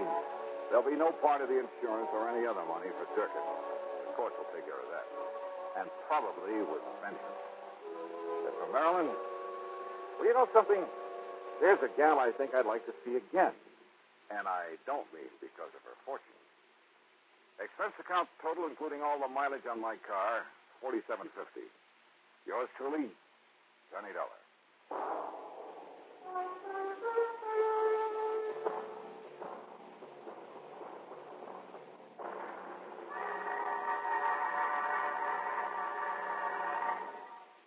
Our star will return in just a moment.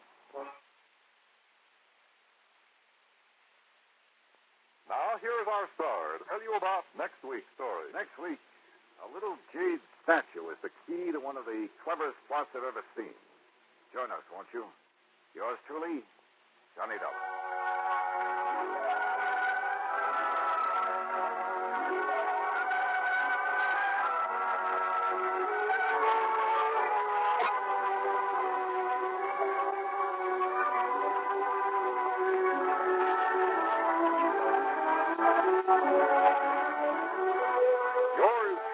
Johnny Dollar, starring Bob Bailey, originates in Hollywood and is written, produced, and directed by Jack Johnstone.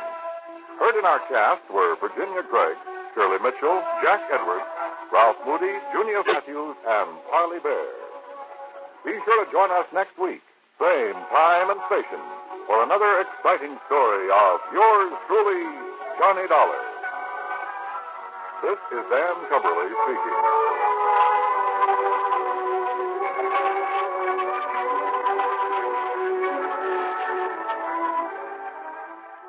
Time now for Johnny Dollar. I have your call to Universal Adjustment Bureau in Hartford. Oh, thank you, operator. Hello. Pat McCracken. Johnny Dollar, Pat. Oh, Johnny, I've been trying to reach you. Yeah, I'm in Sarasota, Florida. Oh? Been down here the better part of a week and just thought I'd check to see... Johnny, I'm glad you called. Can you grab a plane out to the West Coast? Don't see why not. Good. Now, your contact will be Arthur at Western Maritime and Property, office in Beverly Hills. Got it. What's it all about, Pat? Piracy, according to him. What was that? You heard me. No, for a second there, I thought you said piracy. Maybe you'd better go out there and see him, huh? Yeah, but I still don't believe it.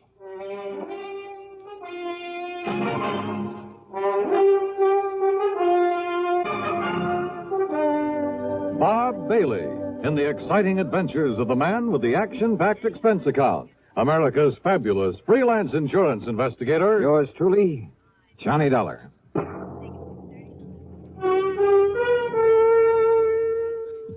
Welcome, William Bendick. Nobody can act up to par with a nasty cold. I check my cold distress the fast way, with 4-way cold tablets. Yes, tests of 4 leading cold tablets proved 4-way fastest acting of all. Amazing 4-way starts in minutes to relieve aches, pains, headache, reduce fever, calm upset stomach, also overcomes irregularity. 4-way's the fast way to relieve those cold miseries. Then you feel better quickly. 4-way cold tablets, only 29 and 59 cents. Now, a word about another fine product of Grove Laboratories. Does dandruff dull your hair, leave scalp itchy? Get Fitch Dandruff Remover Shampoo and get rid of unsightly dandruff in 3 minutes. 3 minutes with Fitch regularly is guaranteed to keep embarrassing dandruff away forever. Apply Fitch before wetting hair, rub in 1 minute. Add water, lather 1 minute. Rinse 1 minute. Every trace of dandruff goes down the drain. 3 minutes with Fitch, unsightly dandruff's gone. Fitch can also leave your hair up to 35% brighter. Fitch Dandruff Remover Shampoo. And now, Act One of yours truly, Johnny Dollar.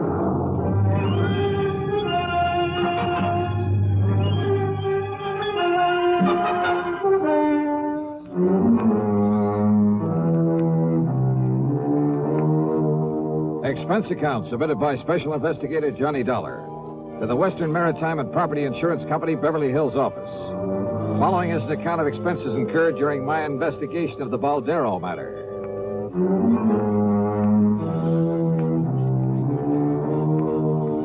Expense account item 1, $146.85 plane ticket to Los Angeles. Earl Poorman, with whom I just finished working on a case, drove me from Sarasota to the International Airport in Tampa. Well, I don't know why not, Johnny. Oh, are you kidding? In this day and age, a bunch of bearded gorillas stripped to the waist, bandanas wrapped around their heads, waving cutlasses. I didn't say that, Johnny. And Long John Silver, I suppose, leading the boarding party. Oh, Earl, that kind of stuff went on a couple of 100 years ago. Sure. But do you remember that palatial yacht that was boarded and taken over just off San Salvador about a year ago? Well, yes. Convicts from a prison colony on the island of Isabella. They had control of that yacht for 3 days, Johnny. And when they left, they took along everything of value they could get their hands on. Yeah, I remember. You don't call that piracy? Well, maybe so. You think that's what happened in this case? There's only one way to find out. The flight to Los Angeles was uneventful. Thanks to the time zone differential, it was only 4:30 p.m. when I arrived. Item 2, $6 even for a cab to the Beverly Hilton, where I parked my bags. Item 3, 10 cents for a phone call to Arthur, who, if I remembered correctly, was quite a character. Good insurance man, but, a character. Item 4, 75 cents for a cab to his office on Wilshire Boulevard. Yes, it all happened somewhere off the coast of Mexico. Mr. Baldstein and his party were just cruising around. They were just taking life easy. Baldeston is the owner of the yacht? H.B. Baldeston. Oh, he's a big stockbroker. He lives here in Beverly Hills at 3124 North Roxbury Drive. And what's the name of his yacht? The Baldero. Oh, it is a tremendous thing. It's over 100 feet from stem to stern. Wow. It's 100 Where is it now? feet long. Arthur, where does he keep it now? Where does he keep it? Oh, at his dock. He's down there in Balboa. Oh, you know where Balboa is. Yes, I know. Oh, one of the nicest places by the ocean in all of California. Yes. Now, Johnny, if I ever wanted to retire, that would who be were the guests on board? Well, let me see. His wife, of course, and Mr. and Mrs. Gerald Hooper, and young Richard Speidel, and Lee Woolway. Just cruising around, huh? Yes, but they'd planned to sail on up to San Francisco for that big charity ball up there on the 30th. Oh. That's why they all had their finest clothes and most expensive jewelry with them. Oh? Yes, sir. $394,000 worth of jewelry. Stolen. Oh. Yes, plus a few other things, too. Mostly silverware, things like that. Actually, it was reported to me by one of the guests on the yacht. These pirates simply pulled alongside in the middle of the night, held them at gunpoint, took the stuff, and left. That's right. There were two of them. Oh, my, they must have been horrid fellas. Just where off the coast of Mexico did this happen? Well, I'm not quite sure. Mr. Balderston was, he was kind of vague about where it happened. You know, he's kind of vague. Maybe I better talk to him. Yes, by all means, Johnny. Yeah. Art, I'll see you later. Item 5, $50, deposit on a rental car. I drove to the Balderston's home on North Roxbury. It was a tremendous place in one of the most wealthy parts of Beverly Hills. A snazzy-looking sports car was parked in the broad driveway, and as I walked up to the front door, another car, a big sedan, pulled in the drive. A heavy-set, well-dressed, rather nice-looking man of about 50 got out of it and came over to me. Are you, looking for someone, young man? Well, I believe this is the Balderston residence. That's right, and I'm Harry Balderston. Oh, well, my name is Dollar, Mr. Balderston. Johnny Dollar? The insurance investigator that Mr. Arthur sent for? That's right, sir. Well, come in. We'll have a cocktail or two. I understand it's that time of day, and I'm sure you won't object. Not a bit. Good. And I'll tell you all about the unfortunate affair aboard the Boldero. Happened just night before last, you know. So I understand. But I'm not quite clear as to just exactly where you were when it happened. Down off the Mexican coast, Dollar. Sit down. Thanks. Yes, it took us nearly 12 hours to get back to Balboa. And at 11 knots, well, you can figure it out for yourself. Mary Lee. Yes, Harry? Come on down, dear. I want you to meet Mr. Johnny Dollar. Oh, all right, dear. Now, I'll pour us a drink and tell you all about it. So he poured. His wife joined us, and we talked. But I'm afraid I didn't learn much more than I already knew. They'd both been asleep when it happened. The so-called pirates had come aboard very quietly. Both they and their guests had been held in their respective cabins by one of the men while the other gathered the loot. The men had worn long oilskin raincoats, had nylon stockings pulled over their faces to conceal their identity. Only one of the guests, Lee Wilway, had even seen the boat they'd used. Balderston never did tell me definitely where it happened. And the more I listened, the more suspicious I got. Yeah, suspicious of him. Act 2 of yours truly, Johnny Dollar, in a moment. There goes a treasure car. There goes another. And another. And one of them may be your car. Yes, folks, you may have a Fram treasure hunt filter in your car worth $1,000 and not even know it. A Fram filter worth 1,000 silver dollars. A filter change is important to today's cars, so important that Fram Corporation, in conjunction with its silver anniversary, is paying $60,000 in cash to get you to check your filters now. Last year, 10,000 secretly numbered Fram filters were distributed all over the United States and installed in cars during regular servicing. These filters are worth from $1 to $1,000. You may have one in your car and not even know it. A Fram filter worth 1,000 silver dollars. Check your oil filter and air filter now. If there's a specially numbered Fram filter in your car, you will win up to 1,000 silver dollars, and your dealer will win the same amount. Get in on Fram's big silver treasure hunt. Check your car filters now. And now, Act 2 of yours truly, Johnny Dollar and the Boldero matter.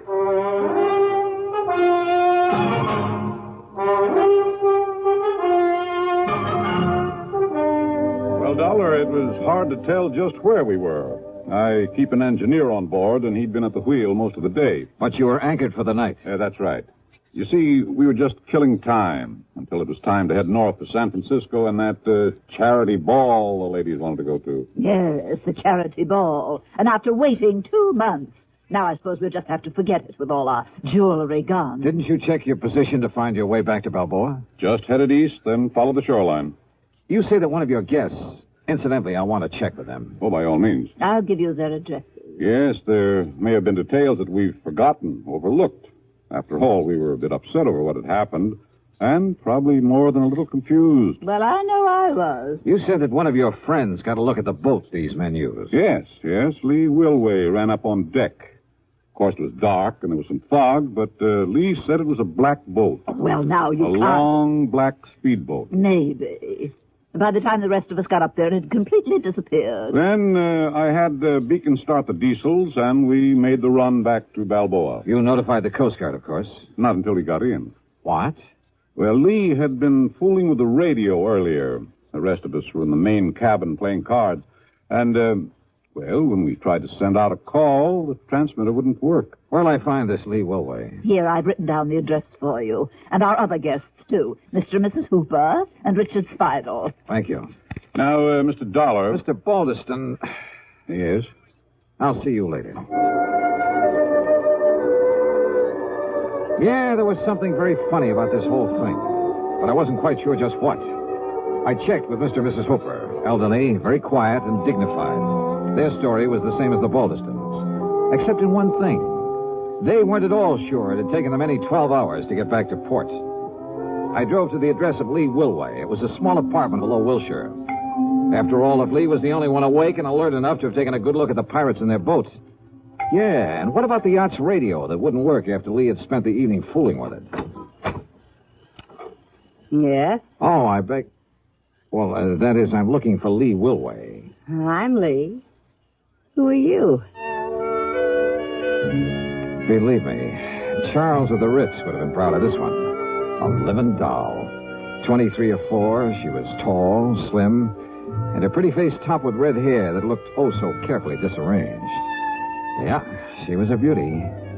And yet, as we talked, I couldn't quite picture this gal on a yachting trip with the Baldistons. Gee, no, I haven't the least idea where we were when it happened, Johnny. It could have been a million miles out to sea, but if Baldy... Mr. Baldiston says it took us 12 hours to get back. It must have taken us 12 hours. And you're sure you didn't recognize either of the men who boarded the yacht, Lee, huh? No, I certainly didn't, but I saw the boat they had. It was a long black one. Solid black? Solid black. Did anyone else on board see that boat? No, at least... I don't think so. What did you do after they left? Went up to the bridge, to the radio. Didn't they tell you? To call the Coast Guard? Well, yeah, sure, only... They said you were at the radio earlier. Yes, just listening. But after it was over and I tried to call the Coast Guard, well, it just wouldn't work. Like another drink, Johnny? The Baldistons and Hoopers were playing bridge earlier. Yes. Look, Johnny, have you had dinner yet? Where were the other guests? Dickie boy? Yes, Dick Spidel. No, I don't know. And what did he do after you were boarded and robbed? He was probably down in his cabin with his head under the covers, scared to death. If he had any nerve, he could have stopped them, too. What do you mean? Well, his was the one cabin they didn't go into. They didn't bother him. And he knew there was a rifle they used for shooting sharks. He knew it was on the rack just outside his door. And if he'd come up shooting with it, why, those pirates would have jumped overboard and run for home. I'll just bet they would. Apparently you don't think much of this Dick Spidel. Would you? Acting like that? Doing nothing when he could have? Incidentally, when I stopped at the Baldistons, I saw a sports car outside. Oh, yeah. Isn't that a dreamboat? It's Larry's. Who's Larry? Larry Baldiston. He's my... Oh, gee, Johnny, I'm getting hungry. Why don't we have another drink and then have some dinner? Sorry, but I'm afraid I can't. I'm not used to being turned down, Johnny. Well, I'm sorry, but there are a couple of people I've got to see. Oh, like who? Your friend Dick Spidel, among others. Oh. I'll see you later, Lee. I'll be here, Johnny. I guess I'm not as familiar with the streets of Los Angeles as I thought. It took me over half an hour to find Spidel's apartment. It was one of those ultra-swank affairs just off Sweetser Avenue below the famous Sunset Strip. I parked under a big palm tree. Then, as I backed out of my car, another one roared up and stopped behind me. The glare of the headlights partly blinded me. Just a minute, you. Huh? Johnny Dollar, huh? That's right. Who are you? Here. Oh!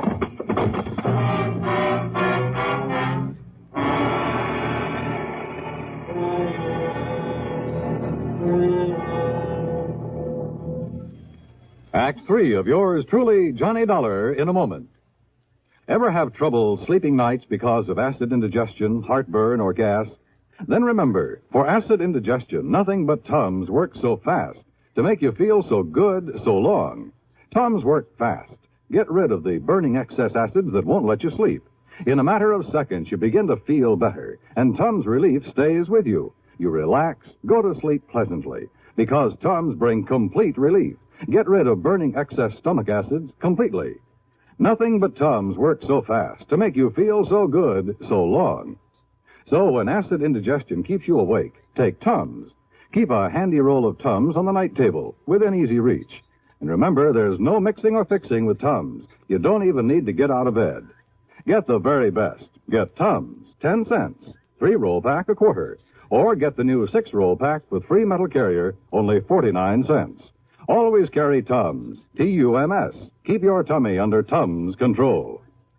And now, Act 3 of yours truly, Johnny Dollar.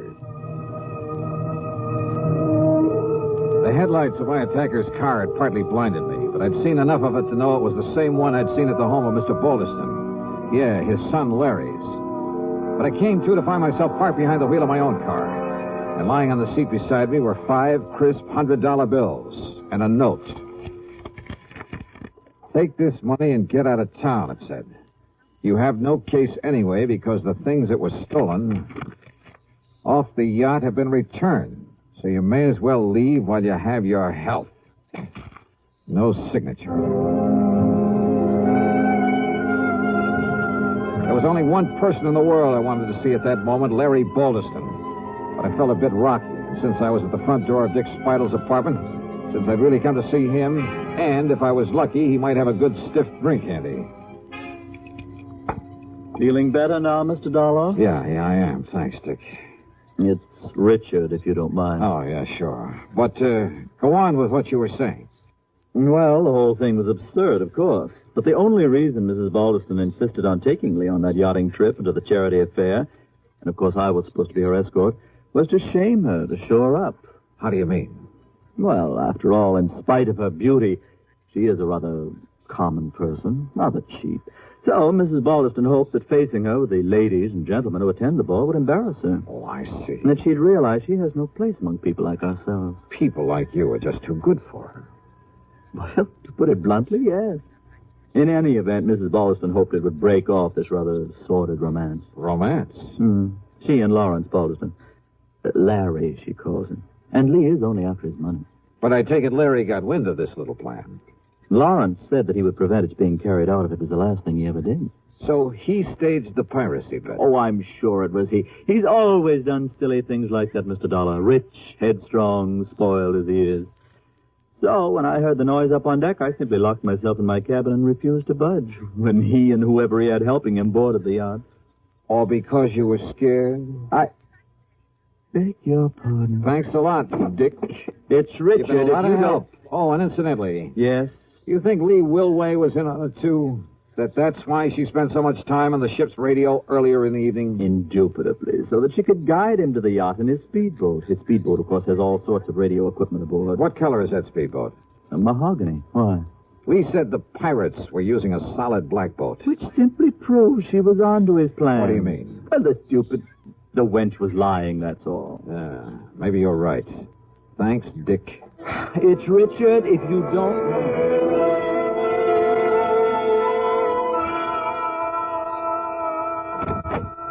Oh, Mr. Dollar, do come in. Thank you, Mrs. Balderston. My husband's on the telephone talking to the engineer of our yacht down in Balboa. Oh. And what do you think has happened? I think I can guess. That's fine. Just stay on watch, and I'll be back down there to pick those things up in the morning. Goodbye. It's true, Mary Lee. Oh, splendid. Whoever took them from us returned everything to the boat. Everything is... Oh, Mr. Dollar. Did you hear that? Yes, I heard. Where's your son, Larry, or Lawrence, or whatever you call him? Larry? Well, as a matter of fact, The dear boy came in just a little while ago. Where is he? In the study, I believe. He said he had a call to make on the other phone. Thanks. Why, what's wrong, Mr. Dollar? Mr. Dollar? Yes, I saw you through the window, Lee. Trying to make up to that guy Dollar. And let me tell you this. Let me give you this. Larry, what is it? Want some more, Larry? Now, listen, Dollar. Well, if that's the way you feel about it, you and that family of yours can... Well, I'm fed up. I said, do you want some more, or do you want to start talking? Okay, I did it. I rigged the whole thing, Jimmy Driscoll and I, because I was fed up with the way Mother was trying to run my life. Lawrence, dear. Yeah, but maybe she was right about Lee, after all. Of course she was, son. Why, of course, dear. But now, look, Dollar, if you think you can get away with barging in here and slugging me... Oh, you...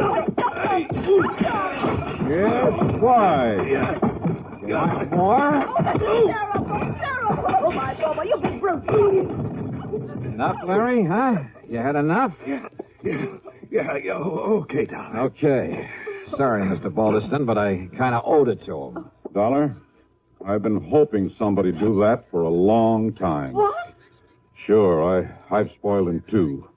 It's been my fault as much as his mother's. My fault? But I never had any idea he'd carry things as far as he did. Of course, if you like, sir, I could prefer assault charges for his attack on me earlier. No, I don't think it'll be necessary. And I'm much obliged to you. But my poor boy. Just leave him alone, Mary Lee. Oh. And suppose you leave us alone while I settle things with Mr. Dollar.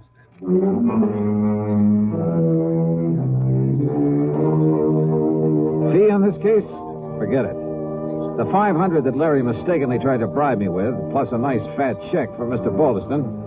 Well, much as the thought of it hurts me, let's forget the expense account, too. Okay? Okay. Yours truly, Johnny Dollar.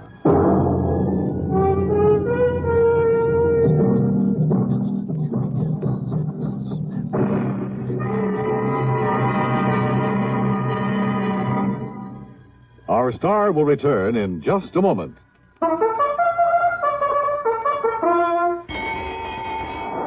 Hey, who's gonna win the Thoroughbred Kentucky Club's Thoroughbred? Who's gonna win that horse and make it pay lots of money? Well, Kentucky Club Pipe Tobacco has to find the winner. So the horse is here, the time is near. Get your entry blank today. Yes, enter the annual Derby Day contest sponsored by Kentucky Club's 9 brands of pipe tobaccos. First prize, a thoroughbred bay colt, son of famous oil capital, who won over $580,000. Jockey Ted Atkinson helped select this prize colt. You name him and he's yours. He could win a fortune for you. Get Kentucky Club Derby Day contest entry blanks free at tobacco counters now. Hey, who's gonna win the Thoroughbred Kentucky Club's Thoroughbred? Who's gonna win that horse and make it pay lots of money? Well, Kentucky Club Pipe Tobacco has to find the winner. So the horse is here, the time is near. Get your entry blank today. Now, here's our star to tell you about next week's story. Next week? Oh, wait a minute. Belated congratulations to station WJLS in Beckley, West Virginia on its 20th anniversary. Next week, I really go fishing. Yeah, for a body in the middle of Lake Mead. Join us, won't you? Yours truly, Johnny Dollar.